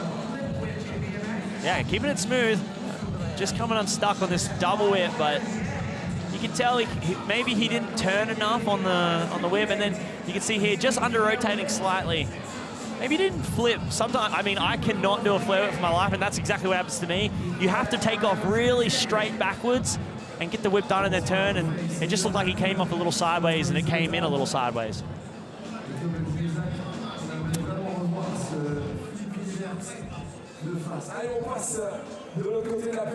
Hey, Aussie. Oi. That's a familiar phrase for you, Brandon Lupos. That's it, Brandon Lupos. Unfortunately, had a few injuries lately, and he's coming back. He's finding his way back, and man, he is an incredible rider. And I'm sure we're going to see it today. Flip drop. Bar spin over the hip, maintaining the speed. Transferring the step up to the spine. I mean, what an entry. Flip double whip. Oh. That could not have been smoother. Flip double whip over the spine on the step down. The pocket air whip. He told me that that's one of his favorite parts of the park, is that pocket air. Nice and high on the vert wall. 1080! What? Oh! 1080, that was so clean as well. There you go, come on. We're over halfway. Brandon's first run. Oh my gosh, I was going to say he took off a bit rare there. Oppo play. This is an incredible run here for Lupos. 10 seconds to go. Getting the transfer, that's good. Using all the park. I mean, he was a ninth best rider in qualifications, but it seems like he just did the same front. Gosh! On the buzzer. I almost called it before, you know, like that quarter at the end, and I am so happy that he landed that. I think that corner is cursed. It's just it's mellowing out. Everyone's riding it, it's getting mellower. But he is so damn stoked with that run, and I am so stoked that he got that run. He used all his might. He wouldn't, as soon as you take off on a 540 flare, you can feel if it's coming in good or if it's coming in like that. And he would have felt like that and monstered through it. So that's the flip drop in. To use so much energy in your, this is so smooth. He uses so much energy at the start of your run, doing a flip drop. But it gives him that bonus point. You know, you get a trick done before. While people are dropping in to get a trick done, he's doing a trick in, and that 1080 was perfect. That was textbook style. Exactly, and it was like a little bit corked as well. It was beautiful. Here we go, this 540 flare, you can tell he's monstering it around. Whoa. And he tilted his bike, so if he kept his bike neutral, he might have slid out there, but he tilted his bike so that his tires would catch like some traction and roll out. Ah, yes, Brandon Luke. Yes, let's go. On that 540 flare landing, I hope the fake Steez police wasn't watching. Lupos, you animal. Putting him in that first spot with the 89.37. Brandon Lupos from Australia coming in hot, 89.37. Let's go. And I know he can clean it up a little bit. I mean, he can't clean up the 1080 anymore, but he can clean up that 540 flare. So can he break that 90-point barrier in a second run? I think if he landed clean on that 540 flare, he would have got in there.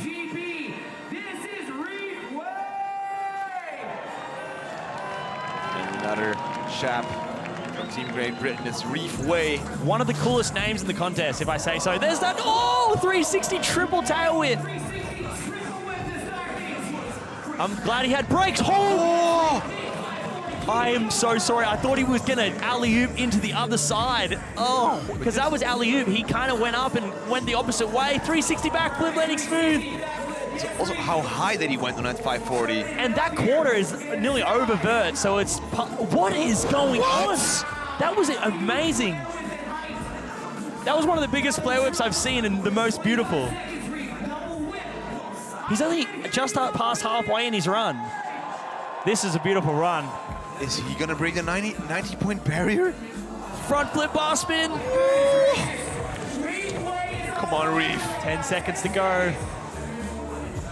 And he's going back to the box. I was going to say, stay away from that quarter. So it's 5, 4, 3, 2, Flip. 1. I'm not sure. I think his foot came off when he was flip barring. Maybe he was trying a different trick, but that is a full pull. And I hope we get another angle to that flare whip. Because That flare, there was something special about it. You know what? I can't put my finger on it. I was talking to people in practice, and they said, watch out for his flare whips, because his flare whips are probably bigger than anyone even airs that quarter. 360 triple whip, you're going to see him land back wheel, but pulls the brake, gets it down. This is that 540 I was talking about. That quarter is so steep, so to be able to do a 540 air on that is incredible. 360 backflip, landing smooth. Come on, show us the Showed flare them. whip. Here it is. Yeah. Same angle. Oh, wow. It's almost like a vert rider's flare whip. He alley-ooped it. Yeah. Wow. I'm going to request a better angle on the next one. Yes, here you can see his feet came off. I think maybe he was going to try kick a whip or something, and his just feet glided off, but Flip, bar spin to whip. managed to recuperate, though, his feet. Yes, let's go. Second spot with an 85.50. And you wonder, what was he thinking over that last hit on the box?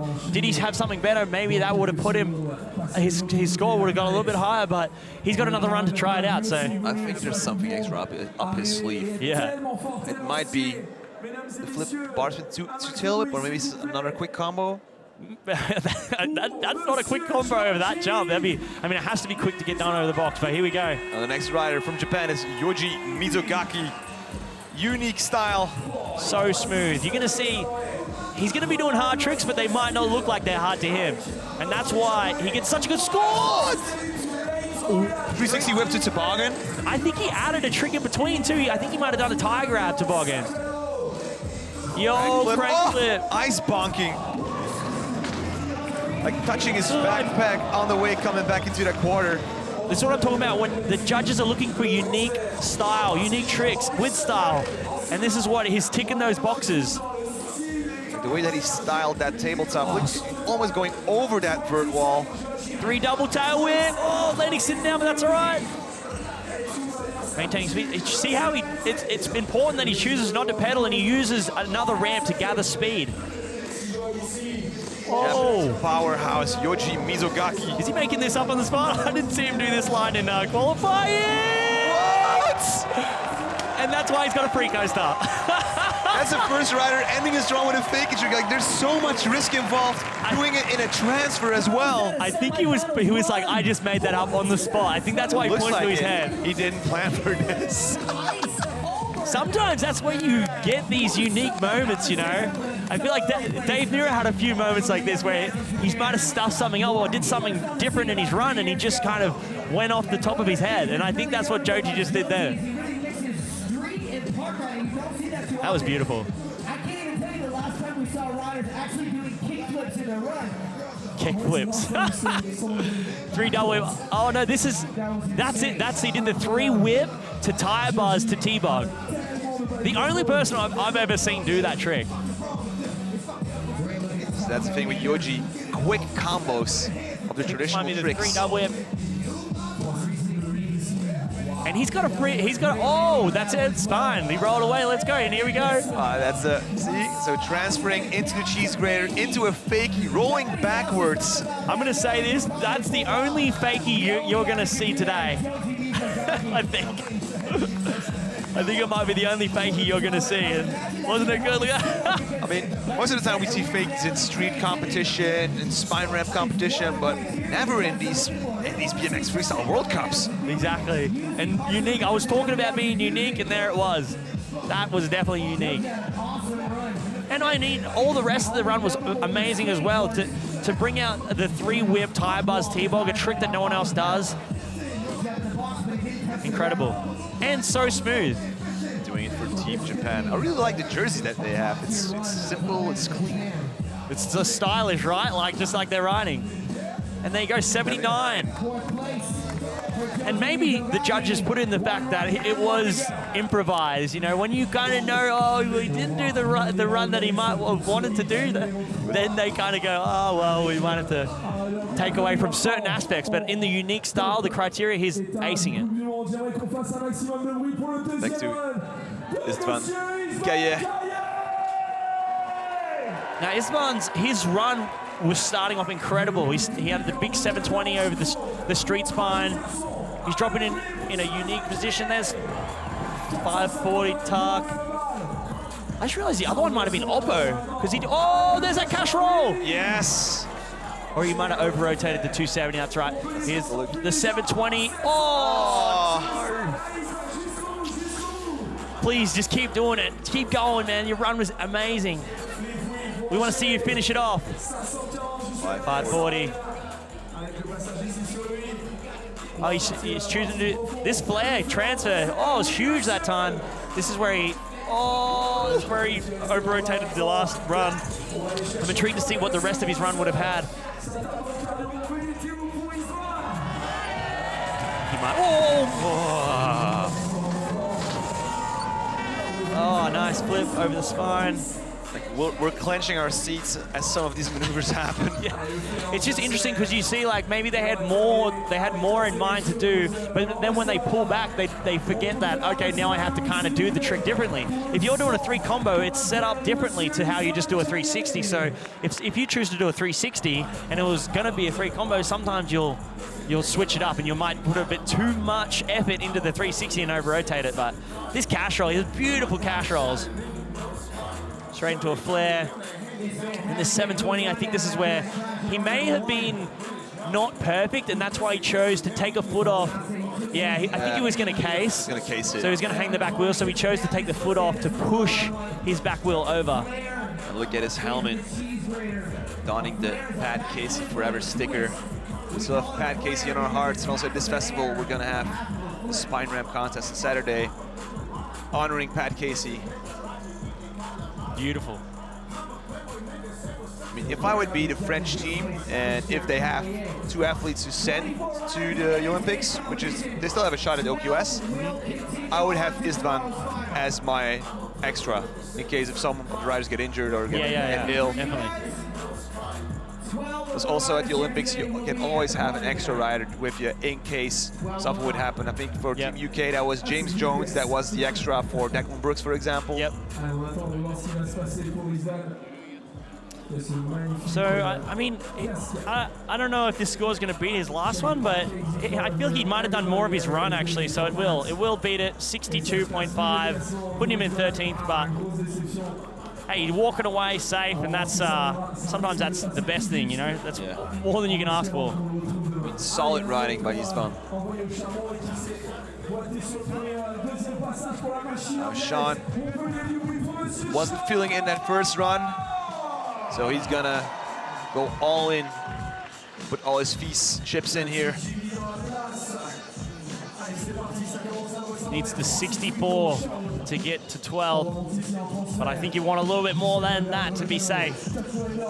Spine, whoa, you added a pedal. I'm so glad he added the pedal before the spine there, because he just snuck that in. Oh, beautiful table on the pocket there. Landing smooth on the truck, on the box backwards. Plenty of speed. 360 double down whip. Into a tail whip there. Little Superman over the hip, that's good. There's not many tricks, big tricks going over that hip. I think that might have been one of the biggest ones I've seen so far over the hip. Whoa, that was a flip opposite tail whip. So spinning the tail whip the opposite way, it's kind of like using pushing up with the opposite foot. Exactly. Or writing your name with the opposite hand, which is terrible. Like, it's very hard if you want to try that at home. This run is awesome. Yes, choosing to flare that quarter, that's good. Putting down a solid run there. I know he's aiming, obviously 64 gets you to 12th, but I feel like that was a top-tier run. Especially kicking opposite tail whips during your run. It's not the normal way, you know, you're doing something completely opposite. And unless you train that a lot, it's gonna feel unusual. This was where he almost pedaled into the ramp. And like his front wheel so close to that coping of the spine. Table in the pocket air. 3 double downside whips. So there you go. Again, that is 2 opposite tail whips in a normal 360. I think he pushed that opposite as well. Yeah. Wow. So there's 2 normal tail whips. Pushing with that back foot, and Is this here we have opposite? it. You can see. That's opposite. And you can see he has to catch both feet because he catches the back pedal, and if he doesn't catch both feet, the chances are that the back crank will drop and the front crank will go up and you'll miss your front foot.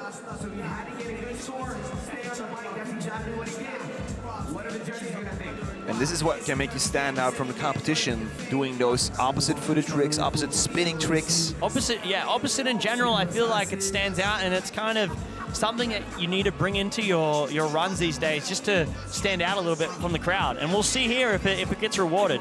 It's something that we've been seeing at the last World Cups with Logan Martin as well. Like, he's been doing a lot more opposite-footed, opposite pushing tricks. Yeah. Let's call it. Yeah, you'll see him do a opposite flare, opposite whip. And to a normal person, to a person at home, they might not even notice. He does it that well that they might think that that's normal for him, but that's completely opposite.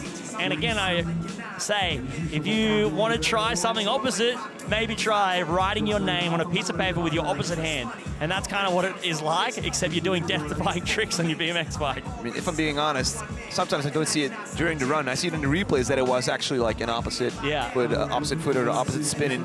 I mean, at this level, they're so good at it that it's hard to catch sometimes. Especially when you have goofy riders as well.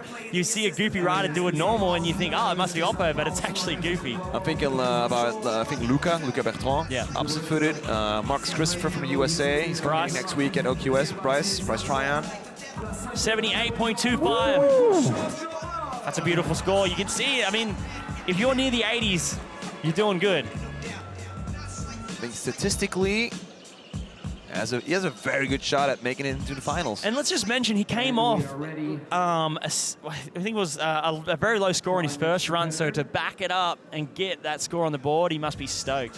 All right, we're good to go. Run number 2 from the powerful Hungarian. He's focused, so focused right now. His second run for his first time of riding a semi-final in a World Cup. Starting off with that beautiful flip table. Alley-oop 360 transfer, tail whip the pocket, box backwards, gets it clean, let's get it, yeah, plenty of speed into this vert wall. Setting up for the jump box again. And there it is, 720, clean. Alley-oop flare, also clean. Everything is so dialed right now. And he's going to line up for that double tail whip, yes! Gets it this time, 270. Flare, tricking every single gap he's doing. He's adding a trick. Back to the box jump. Flip double whip, perfect. Wow, you couldn't have got any cleaner. Yes, Zoltan. 3 table. That quarter, yes! We got to cheer when they finish on that quarter and they land it, they're into it, let's go. Yes. He's stoked with that. And that was an incredible run, so smooth. You can always tell when the flow criteria is met, you'll see less pedals. And they'll just add the pedals if they want to go super big. Let's go! Yes! Yeah! Zoltan! He's at 720. Landing so smooth. Landing perfect. Nice and high. And landing, stomping this double whip. This is what he slipped up in the first run. Yeah, exactly. And this He flip double whip, conquered this was so smooth. Woo! Pinching those cranks. But getting this flare whip, that would have felt good. End of the run, 1 minute in. Landing the flare whip smooth. And there you go. Oh man, look how stoked he was. That's how you feel. Like every World Cup, you're gonna see him, and also the other Hungarian Zoltan Kempf. Every World Cup, but in Shanghai it's gonna be Zozo Kempf, so his friend, riding the Olympic qualifier. You can also see Showa in the background there from Japan, one of the young riders. deep qualifying. Yes, hits an 80. What? Oh my no. God. You gotta be pumped on that one. He's definitely pumped. Like, we've seen him right before semifinals, and like he was a bit nervous because this was his first semifinal he's ever done. Wow. He'd be stoked with that. Smiley face. Now he just needs to hold on to that position, but that's a great position to be in the in fourth. Let's go. Mathematically, in that fourth position, I think he's safe already. There you go. You've done good. Quick mass. Catfish there. Amping up the crowd. Starting off with the flip drop. Woo. Landing a little lower than before, but look, doesn't matter. Gaining that speed back with the pumping. Perfect pumping. Come on, Lupos. Bar air over the spine. Oh my God. I was going to say he landed a little low on the air. He went to outer crank, and then he opted to do a single whip. He did a double whip in his first run. He opted to do the flip whip because he didn't have the same amount of speed. It's a wicked spot at Higher Island because we've seen it with Sean Gordon as well. Like, he had to crank that extra pedal to clear the spine in his trick. Same thing now with Brandon. Yeah, and you can see he lands a little deep on this flip drop, and then you can kind of tell when these guys land a little deep at the start of that run in. And here we go. Chooses to do a single whip because he knew he was going to be close. So he opted to get back on the bike quicker so he could suck the bike in to try miss that back wheel, but unfortunately he was too far gone. But, mate, you're sitting in first place. You're good. That was Sasha Pardo throwing gang signs on the stream.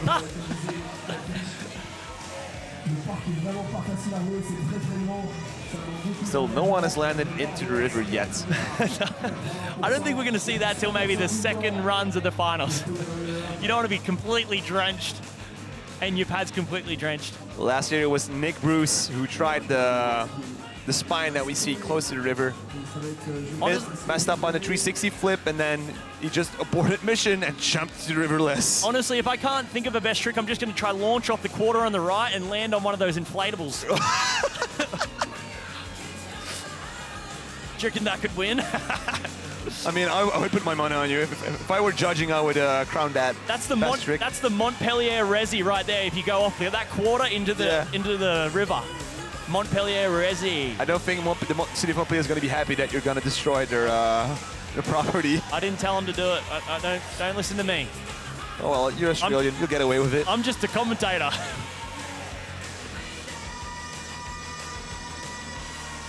Brandon Lupos, 89.37.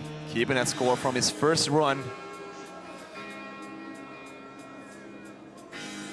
Ozawa was he in the first group? I believe it. Kaede was in the first group, yeah. Look at him, he's still up there in third, and that's a good sign. Reefway. Currently in second place. Only just under 4 points behind Lupos. And I believe that he nearly stuffed up on the box jump on his last jump. So if he can fix that up, whoa! No, he landed too low. Too low to keep going. And you know what? That's safe because obviously he's sitting in the second place position. He knows that, hey, save it for the final. Yeah, he's safe. I mean, we only have 7 more riders to go. He got that second spot, only the top 12. He's advancing to the final, so he's good. Like he can go and take a sip of water and chill out. That's his coach, Greg Illingworth, the South African team coach of Team UK. So you can see he landed below halfway and lost all that speed. Exactly, and you can tell when you lose that speed at the very start of your run, I feel like it's almost worse than doing it near the end of your run because you have so much ahead of you and you know that. And then to try and think about, now I gotta like try gain this speed and do my hardest tricks, I think I'll just save it for the finals.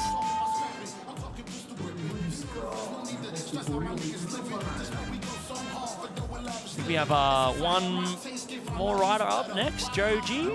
Yeah, Yoji. Yoji. The Japanese combination powerhouse. A true ninja on a course. One of the most unique riders I've seen out here today on the course. Because he did the sail whip, tire grab, toboggan. That's it. Yeah. We're on. It was hard to catch when he first did it, so you almost need the slow-mo replay to see it. But here he is dropping in. Second run. 3x to box backwards, landing so smooth. And you can tell by, look, he gets over the top of the vert wall. Not a lot of riders are doing that. Don't tell me. What did he just do? Did he just do a no-footer or did he do a crank flip? It looks like it. Like, Oh! He's okay. Okay, he's all right. Oh! Arigato gozaimasu, Yoji. Holy dooly. I need to see what he... Oh, my God. Yeah, his bars are... He's like landed on... Bars move? Yeah. Stem slipped. So what he's done, he actually is doing a 1 foot... I believe it's an opposite 1 foot table because it's his opposite way that he would normally do a table. And his foot... He's cranked it so hard that his foot came off halfway through the trick. I'm sure we'll get a replay, but I also want to see that first box trick because... Yeah, we didn't get a better angle on that one. Oh, no, they're going to show. This is what happens. You're going to see him 1 foot table so hard that his back foot come off. That is terrifying. I do that normal, and when that happens, it's like the most terrifying thing ever. And it's only because he tried to crank the 1 foot table so hard. That was his tire to his shoulder. Like that's actually pretty much inverted. Exactly, and it probably, what would have happened is, as the tire hit his shoulder, it would have like vibrated his bike, and then, here we go, I want to see this. 360 I thought he, crank flip? I thought he was trying to do a crank flip, but he just kind of caught a little far back, so he had to like shimmy his feet. Yeah, you're right, as soon as it hit his shoulder, it kind of like, his back foot fell off. But he got out of it safe, so that's all right. Sitting in 5th right now. And that's gonna put Yoji into the finals.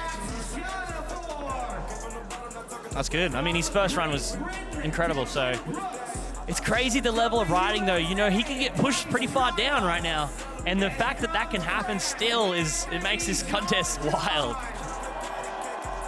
Now, after 3 heats of 6 riders, we have this current standing. These 12 riders could go into finals, but we still have 1 more heat of riders to go. And these guys have qualified in the top position, so expect to see even more coming soon in the next group. So right now, numbers 7 to 12, they're in the danger zone. If the other riders in heat 4 would step it up. But we can't take it away from these riders, even though they haven't made the finals. To make the semi-finals here, the cutoff is amazing. Like, it's insane. So to make the finals is incredible. Okay, we're gonna have a very short highlight break. Take a look at what happened in heat 3.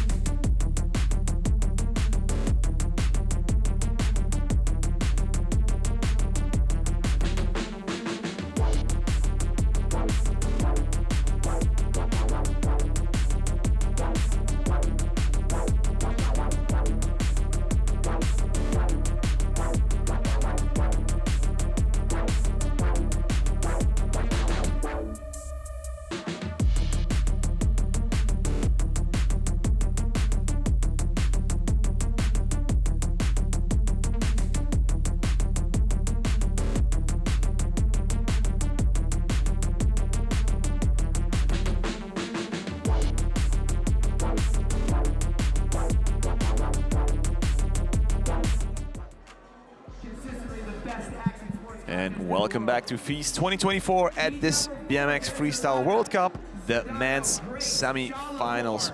We already had 18 riders, that's 3 heats of riders, doing their best at having a shot into the finals tomorrow, and we have this last heat of 6 riders for you. I'm Egon Tabermans, and I'm still here with Ryan Williams. Yeah, let's go. Last group. I'm excited. Heavy hitters in this one. These were the best qualifying riders from the qualifications on Wednesday. And we're gonna start off in South America with Jose Sedano Cabrera. All right, dropping in. Whoa, boosting the spine to the takeoff of the box, which is incredibly hard to just even jump. 360 triple tail of the box, getting super wild on that one, like almost Superman. Pedaling into this pocket. Oh, beautiful pocket table air. Look back over the transfer. Tail whip the hip. Oh. Jose is an immense talent. He won the silver medal at the Pan American Games. Jumping that step up. Oh! I said there wasn't going to be another foot jam. And there's another foot jam. So there's your unique points right there. Whoa, was that a transfer from the step-up landing? Yeah, he stepped down actually with the 360 no-hander. And he just boosted the, he boosted the bank higher than I've ever seen anyone air it. Double backflip. Oh, he puts yes! it on. Oh my Almost gosh. landing into the manual. Oh my gosh, I nearly jumped out of my chair. He pulled so hard, but he's got brakes. He just landed in tire tap. Oh, he'll be stoked on that. Also a huge talent to watch, Jose Sedano. There was so much style in that run as well, and the tricks, and then obviously getting that foot jam, something unique in the run, and then ending with a double flip. He's running out of like steam at the end of his run, and he just hucks a double backflip. And I thought he had too much pepper on it. Some of that Chilean peppers. Yeah, right? Got that chili going. Oh my gosh. So let's take a look at that. That is over the transfer from the spine to the takeoff of the box, boosting a flare. Are we gonna see the foot jams again? Maybe. You gotta hit a can jam next. Here it is. Keeps on hopping. Yeah, it's only about Stable. 4 hops, that's all right. And then this transfer. 360 no-hander, but that's from the higher end back into the shallow, like the lower end of the course. Double backflip. Oh! To manual. Count it. Tony Hawk, that's 2 times multiplier. And he was stoked. I'm sure he was stoked. To do a double backflip at the end of your run is just, it's throwing it out there. He knows he needs to get something crazy on the board to make this final. I think he's gonna break the 80-point barrier, definitely. I think he's got it as well. Getting fist bumps from Samuel Grace. Got Bryce there. He's also another bung put or goofy rider. There we go. 80.62. Ooh, 4th place. He's happy, yeah. Oh yeah, I'd be happy as well. Jose, we'll see you tomorrow in finals. Oh, that's a good feeling. That's the best thing about being in this last heat. You kind of know straight away if you land that first run, you can look at what the judges give you and you know, hey, I don't even need it. I could chill in my second run, maybe do some practice. So Samuel Grace, he told me he was 21, but when he told me he was smiling from ear to ear, so I don't know, but I think he's 21. But he's going to start his run pretty wild here. If it's anything like the qualifying run, here we go, flip drop. What? Jumping that hip, hitting the step up, crank, crank, crank. Need a lot of speed for that step up, bar tuck. Flip whip, down, step down. Oh, 720 the transfer. A lot of guys just 360 in that. He's doing another revolution. He wants speed. What's he got on this box jump? He's been doing it every qualifying run. He did it. Oh, flip bar tuck. Down with air. This is good. Halfway through his run, and he's done so many tricks, especially starting with that flip drop. Gets a trick on the board straight away. 1080! Yes! Stops it! Lands it perfect. The Australian vice champion. He even got the drone shot as well. 540 flare! Oh, so many tricks in this run. Does he still have gas in the tank for those last seconds? Oh, I thought he was doing a bar spin. He decided, no, I'm going back the other way. Wow, what a run. And for the crowd, a flare. Oh, wow, he's going to be stoked with that run. I'm here clapping in the booth. I'm pretty far away, but I hope you can hear me.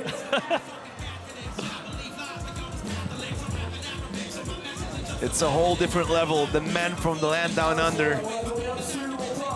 Samuel just had a great edit drop too on YouTube, so search his name. If you like what you see, make sure you check out his YouTube video. He just made a new edit and it was absolutely insane. He also likes to land fakie on a lot of tricks, does a lot of like flare to fakie tricks, and you can see 720 the transfer. I was talking about how hard that is to make. Just coming up a little bit short on that, but didn't even affect him at all. Flip bar tuck. I've seen that a couple of weeks ago. He was practicing 1080s. Here's this 1080 right here. We couldn't really see how, just stuck it in there. Could you imagine like just stopping your first 1080 on your practice compound and then doing it in a competition? And then he did this 540 flare, which is no joke, especially at the end of the run. Incredible stuff.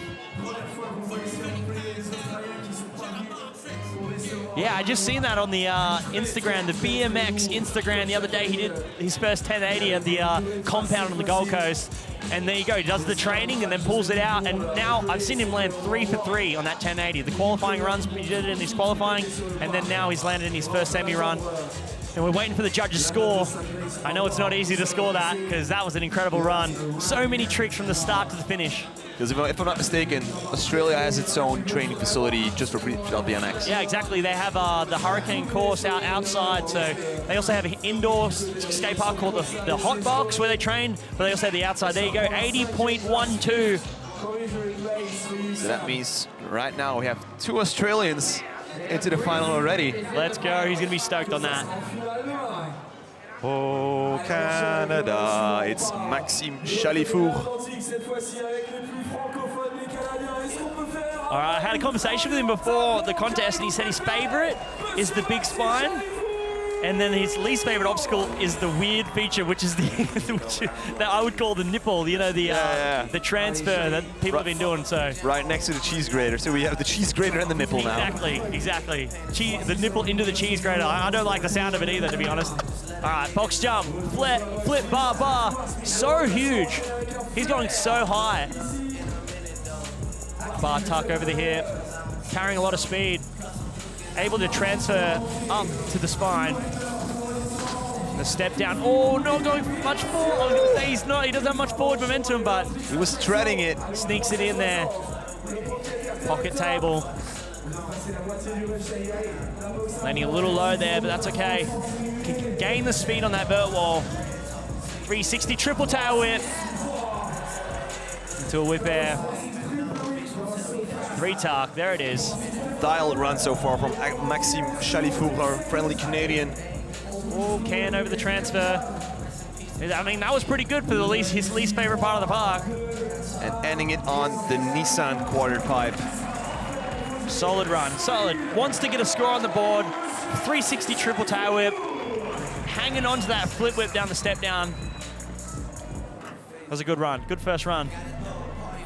I mean, looking at the results that we have so far from the semi-final, I think he's gonna make it.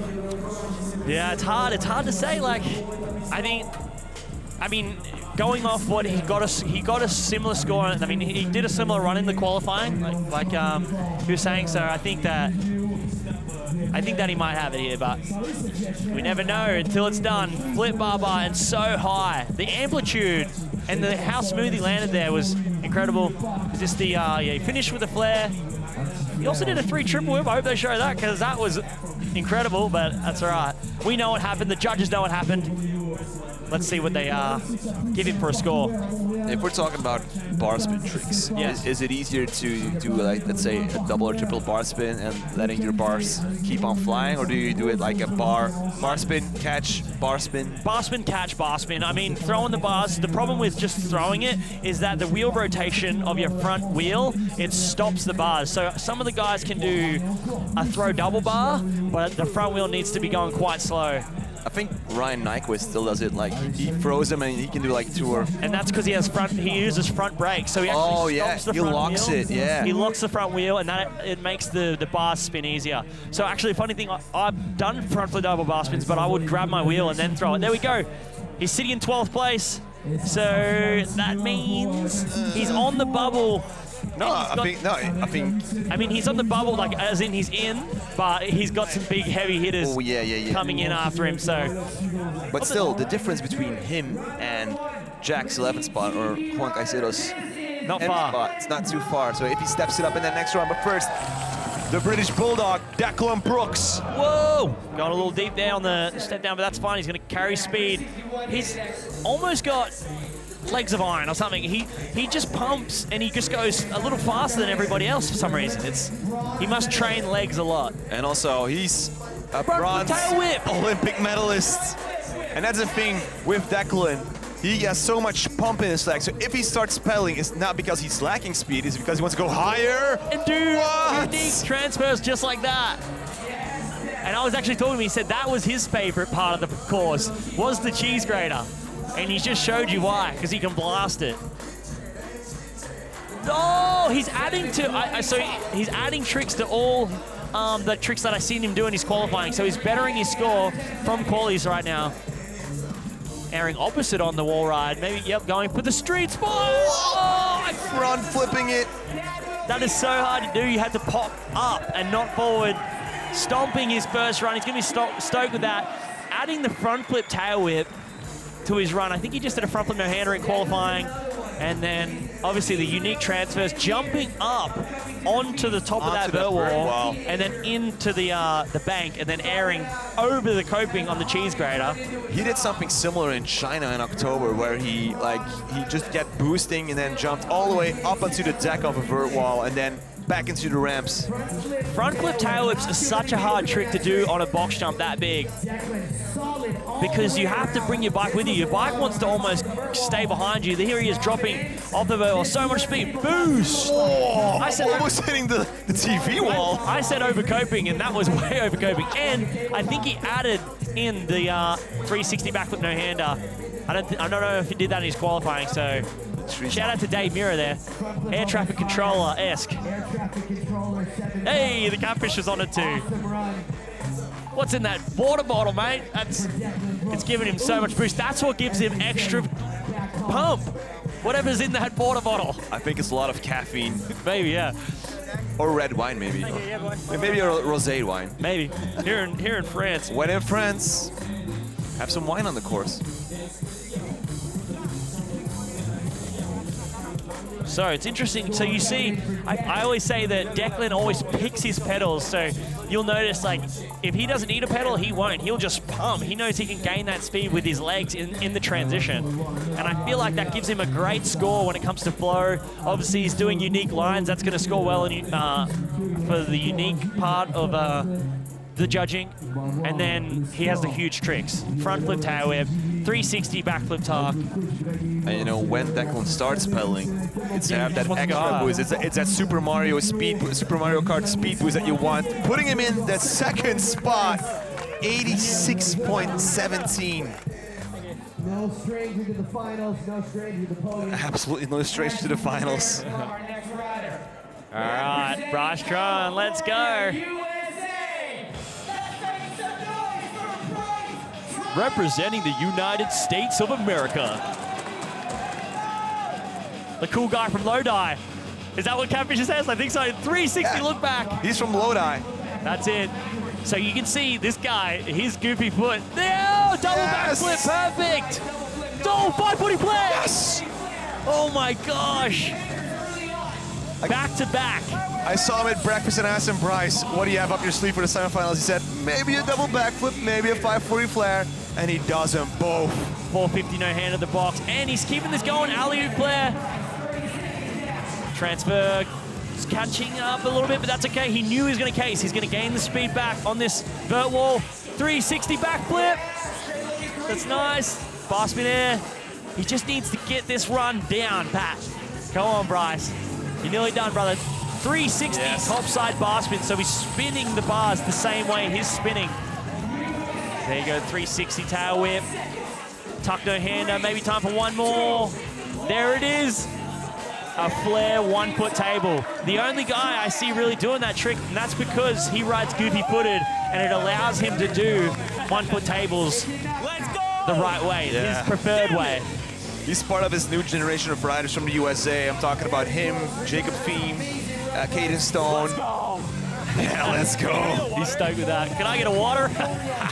Double backflip, and he doesn't even really pull. He like has time to check out the landing. Time to check out the scenery. Yeah, of right. Montpellier. Into the 540 flip. Bone foot live. Yeah. That's a power trick after power trick. Hitting the 3 flip as well. I know he's got more to add. He can add. I know there's a few things he can add to this. Oh, look, he's got. Declan holding an umbrella. Well, Declan has the Mary Poppins experience, you know. Oh, there you go. And you can see there, catching both feet at the same time. Goofy whips. Let's go. And he's stoked with that. Representing the Goofy Riders, representing the USA. Oh, look at that. That's nice. Oh, let's go. Top 3, maybe? I don't want to say. Keep the judging to the judges, because It's a bad habit of me. Like, I always try to guess where they're going to end up. yeah. I prefer this seat to their seat. I tell you that much. There you go. You're close. I'll take it. I'll take it. I'll take it as well. Yeah, brother. Oh, I think that what might have doxed him a little bit was just a few cases. Obviously, he could have smoothened things up a little, but here's the man with the plan. Do you hear the crowd? You're a Montpellier local, the French chouchou. He's gonna be representing France in the Olympics in July at Place de la Concorde. It's the one and only Anthony Jean. Nice song choice. He is our top qualifier for a reason, and you're going to see right here. Up the stepper. Nice 3-whip, landing smooth. Flip, double whip down. Hitting the hip. Carrying so much speed. Superman Indy across the channel gap. Whoa, getting super dipped on the 3 transfer with a truck as well, sorry. Lining up for the box jump. 720 bar. Look how he pulls that second rotation. All that power, all that pulling. Pocket double whip air. It's crazy because he makes it look easy, and that's why the tricks, just because it makes it look easy, doesn't make the trick any less hard. Alley-oop 540 flare. So traveling the opposite direction and spinning 540 flip air. Over the box, triple tail whip. 3 seconds to go. Bar spin air, and he's gonna say, yeah, mate, I'll see you in the finals. Taking the stage.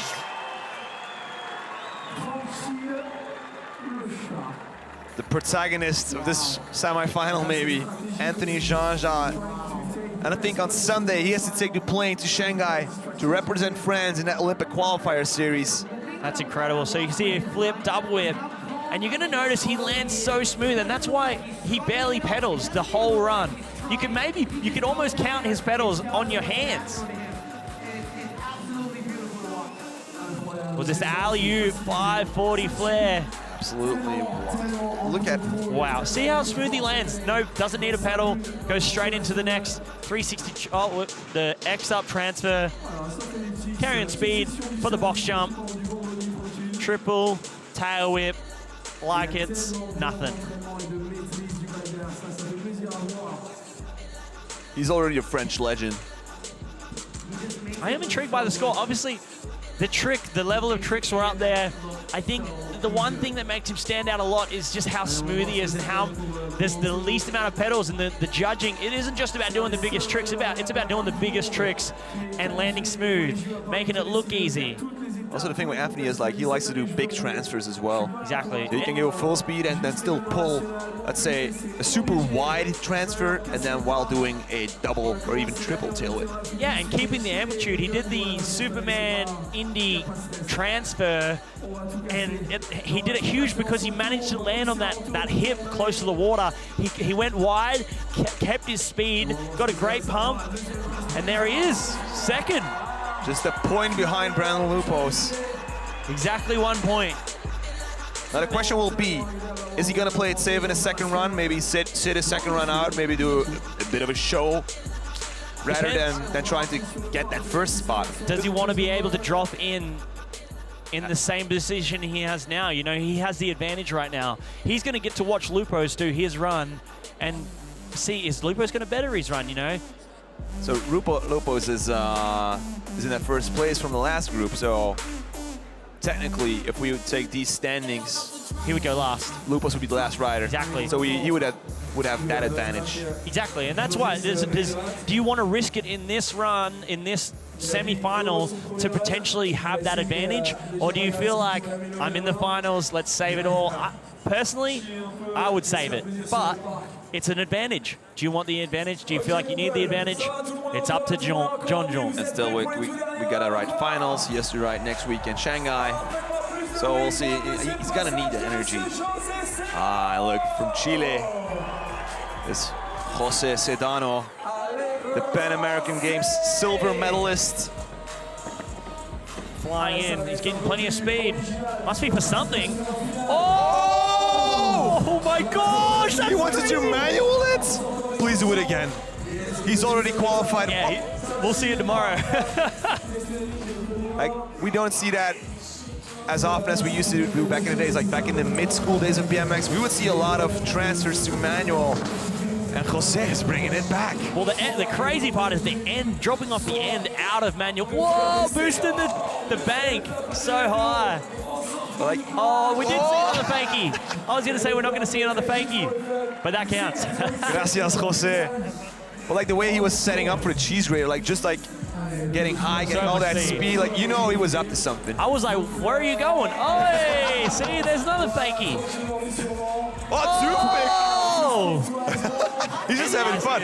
He was doing that for someone. I don't know who he did it, but he pointed his fingers like, that's one's for you. He might have pointed to Catfish, maybe. I mean, he's in the finals already. Like, I think he's just glad to be here. Yeah. All the way from Chile. Here it is.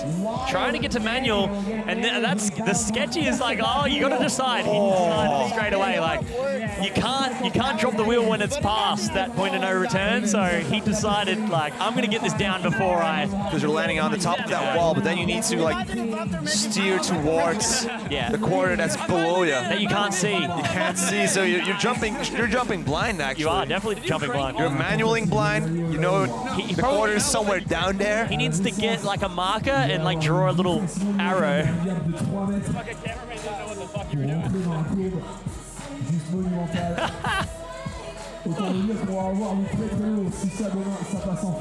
He's stoked. Yes. You'll see him in the finals tomorrow. Oh, here we go. Next up, it's another Australian. It's gonna be Samuel Grace. We're gonna see him in the finals tomorrow, but we get a run two from him. Representing Australia, this is Samuel Grace! Let's go, Samuel. I asked Sam what his favorite part of the park was, and he said everything. So there we go. And his least favorite is this, the step up. But there he is, doing it perfect. Decides to pull that bar spin to no-hander.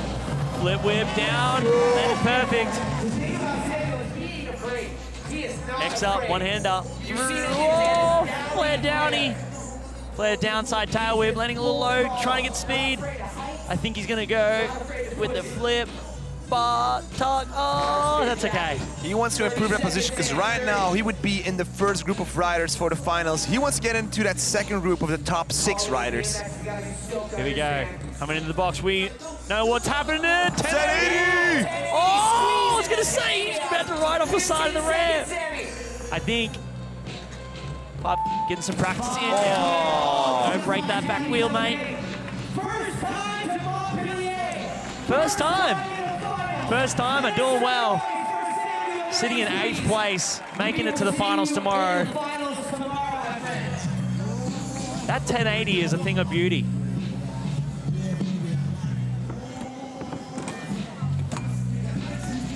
What? Double back, Hearts 270 out. I've been seeing him. I'm not going to give it away. Actually, there's a part of the course that no one's ridden yet that I've seen Sam riding, and I think he's going to add it tomorrow. So he's going to add it to his final run. So keep it a secret. I will. Stay tuned. He's going to stick with his first run. The 80.12, sitting in 8th place. Should maintain at least a spot in the finals. I mean, yeah, he has to. 8th place. Can't really get pushed, but here we go. We got Maxime Chalifroux right now in that 15th spot. He still has that second run.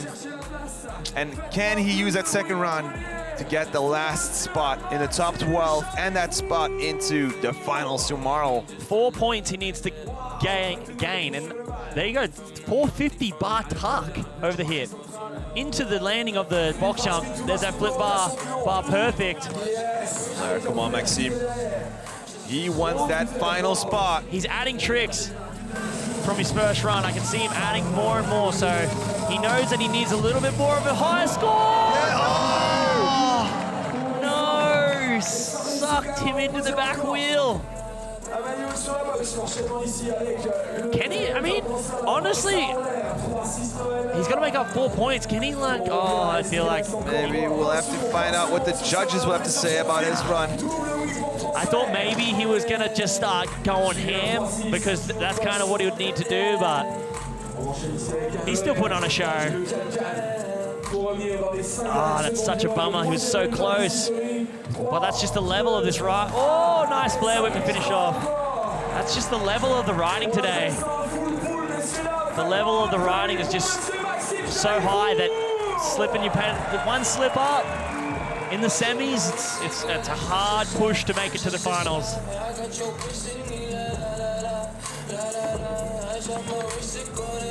But, I mean, 360 triple tail whip on the step down. There's only 2 other people I've seen doing that today, and there's a reason why it's such a scary obstacle to do tricks like that.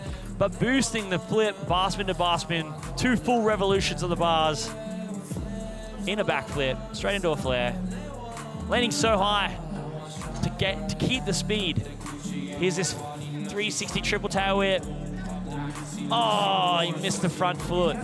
Just missed the front foot. You would need more than 4.01 points to get past 77.5 from Ashley Finlay.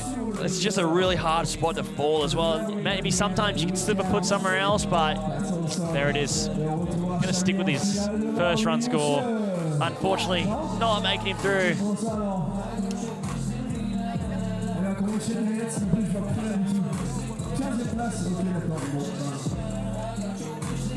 All right, Declan Brooks from Portsmouth. Bronze Olympic medalist in Tokyo 2021. Whoa, here's the speed he needs to get up there. Oh! Another manual. And same question will be, does he want to improve his score compared with Anthony and Brandon? He wants to get this trick, that's what he wants. He's waiting for the crowd. Yes, yes, yes, yes, yes, yes! And he gets it! He just wants some practice for tomorrow. This is the best time for practice. I mean, that already gives that confidence boost for the next time he wants to pull that. Oh! There it is. He's got to call it a day. Thank you, Montpellier. Merci, Montpellier. So we have Jose and Declan doing manuals on top of that vert wall. Yep. I feel like, I mean, it's unique. It stands out. No one else is really going up the top. Other than, you know, Joji, he's like airing over the top. Almost tapping the top. But look at this. Launching out. That's so high. It's like almost two people high. You're launching out of a, I don't know, about 6 foot ramp. There it is. That's the one we want. Yeah. Bit of a pedal push. And up, back into the pocket. Up in the front, he's looking at the handlebars, reading what's on the stem, checking out what stem he's got, you know. Are my stumbles still aligned? Yeah, right. Yeah, we're fine. And just holding on. So we already know that's going to be the throwaway score. He's going to keep the score from his first run. 2 riders remain. So we have all the way from across the pond.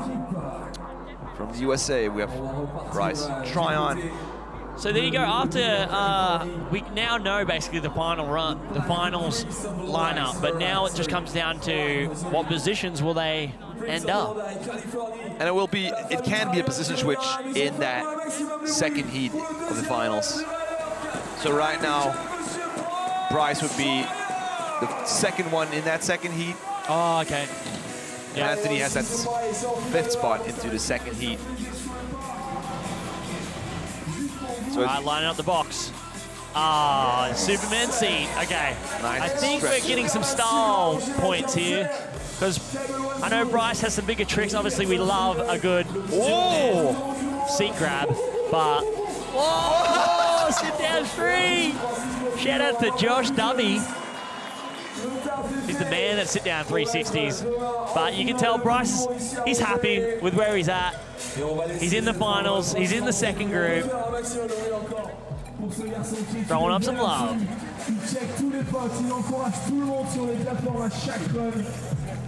Look at this. Beautiful. Almost died on that, he said. Well, the Superman seat look good. it's always so fun to hear the riders mic'd up so you wouldn't have to say all around the course. Did you really? A lot of shenanigans going on the course. I love that you can hear him. It's because he's sitting close to the cameraman. Pat Casey forever. As always, Pat Casey forever. Love you, dog. Tough one. We miss Pat so much. He was here last year. It's not the same without him. So Bryce's score will be. I'm stoked that they have the Pat Casey Run score will be contest coming up later. When is it? We get one more run. When is it? Which day is it? Tomorrow? It's on Saturday evening, Ah, actually. there you go. In the big city square. It's open to everyone, so it's free of charge. And it's a party. All of Montpellier, all of FISE is a party. I've noticed. All right, what's he going to do? We'll see. Maybe he's going to get some practice. Oh, I mean, this is similar to what he did in his first run. Oh, he is going for it. He wants that top spot. He wants to qualify as a first to the finals. Nope. He's just gone a little wide on the hip, and he missed his pump for the Superman Indian transfer, but maybe get yourself some free practice, mate. Solo practice, only one out there. Look at this. You would have thought it could be a throwaway run, but he's still doing these big tricks, and that just shows you that he has all these tricks on lock. Maybe he's checking out the line and he wants to perform tomorrow by 40 flare. He's literally doing some practice. And he's putting on a show for the crowd. You know, hometown crowd. I heard that he started riding BMX because he came to a FISE Montpellier. Absolutely. He got inspired as a kid. And then with all the investment that the city of Montpellier did, the investments that FISE did, they have a really nice skate park around here. And they often say Anthony Jean-Jean, he's made in France, but actually he's made in FISE. And here you go. Flip, double whip on the step down. Perfect. 720, bar spin over the box. Welcome to the party. Straight into the flare down whip. So smooth, so clean. And this, alley-oop 540 flare. Like, wow, and this, look at that dismount. Incredible riding here at FISE Montpellier. Stoked to be here, my first one. It's incredible. Like all the events, we've got so many different, sports, and I'm just so keen to check them all out. We got breakdancing, we got scooters, we got 8 different skate parks nearly. And you might be competing yourself, right? Yeah, I'm thinking about maybe doing best trick, but when these guys are doing best tricks in their runs, I'm like, oh man, what am I gonna do? I need some practice. Well, they used to have a dirt competition at FISE a couple years ago, so maybe Bring it back. if anyone, the board of directors is listening from FISE, we would like to have a dirt contest again. And I will have Ryan Williams. Oh, we can have a big resi contest. Come on. I mean, why do we need a resi? We have the river. True. Montpellier resi. There you go. He's going to take his first run score, 88.37, keeping him in second place. So he will be dropping second last, but I don't think that'll deter him. Not by the way he's been riding this skate park. So that means Brandon takes the win in this semi-final, qualifying as the first rider, so he gets that second heat spot, last place rider, so he's gonna have that advantage. And these are all the other riders, so we have riders from all over the world competing here at FISE, at the UCI BMX Freestyle World Cup tomorrow in the finals. Also, shout out to Lupos. He came from 8th. He qualified 8th. And now here he is in the top position. And hats off to all the riders that competed, that made it all the way into, like, through qualifications, into the semifinal. For a lot of them, this was their first time riding a semifinal, so props to them. Exactly, the level of riding so high. Even just doing the qualifying, some of the guys in that qualifying, they'd give me a run for my money, so congrats to everyone. Now, we've had a great semifinal. City of Montpellier, we absolutely love you. Ryan, how did you like the live stream so far? Oh, amazing. Stoked to be here, stoked to be on the mic, and yeah, I just love the event, and just the whole of Montpellier is incredible. Okay, now tomorrow we will be back for the grand finals where the 12 best riders in this FISE Montpellier stop will have a contest of their lifetime.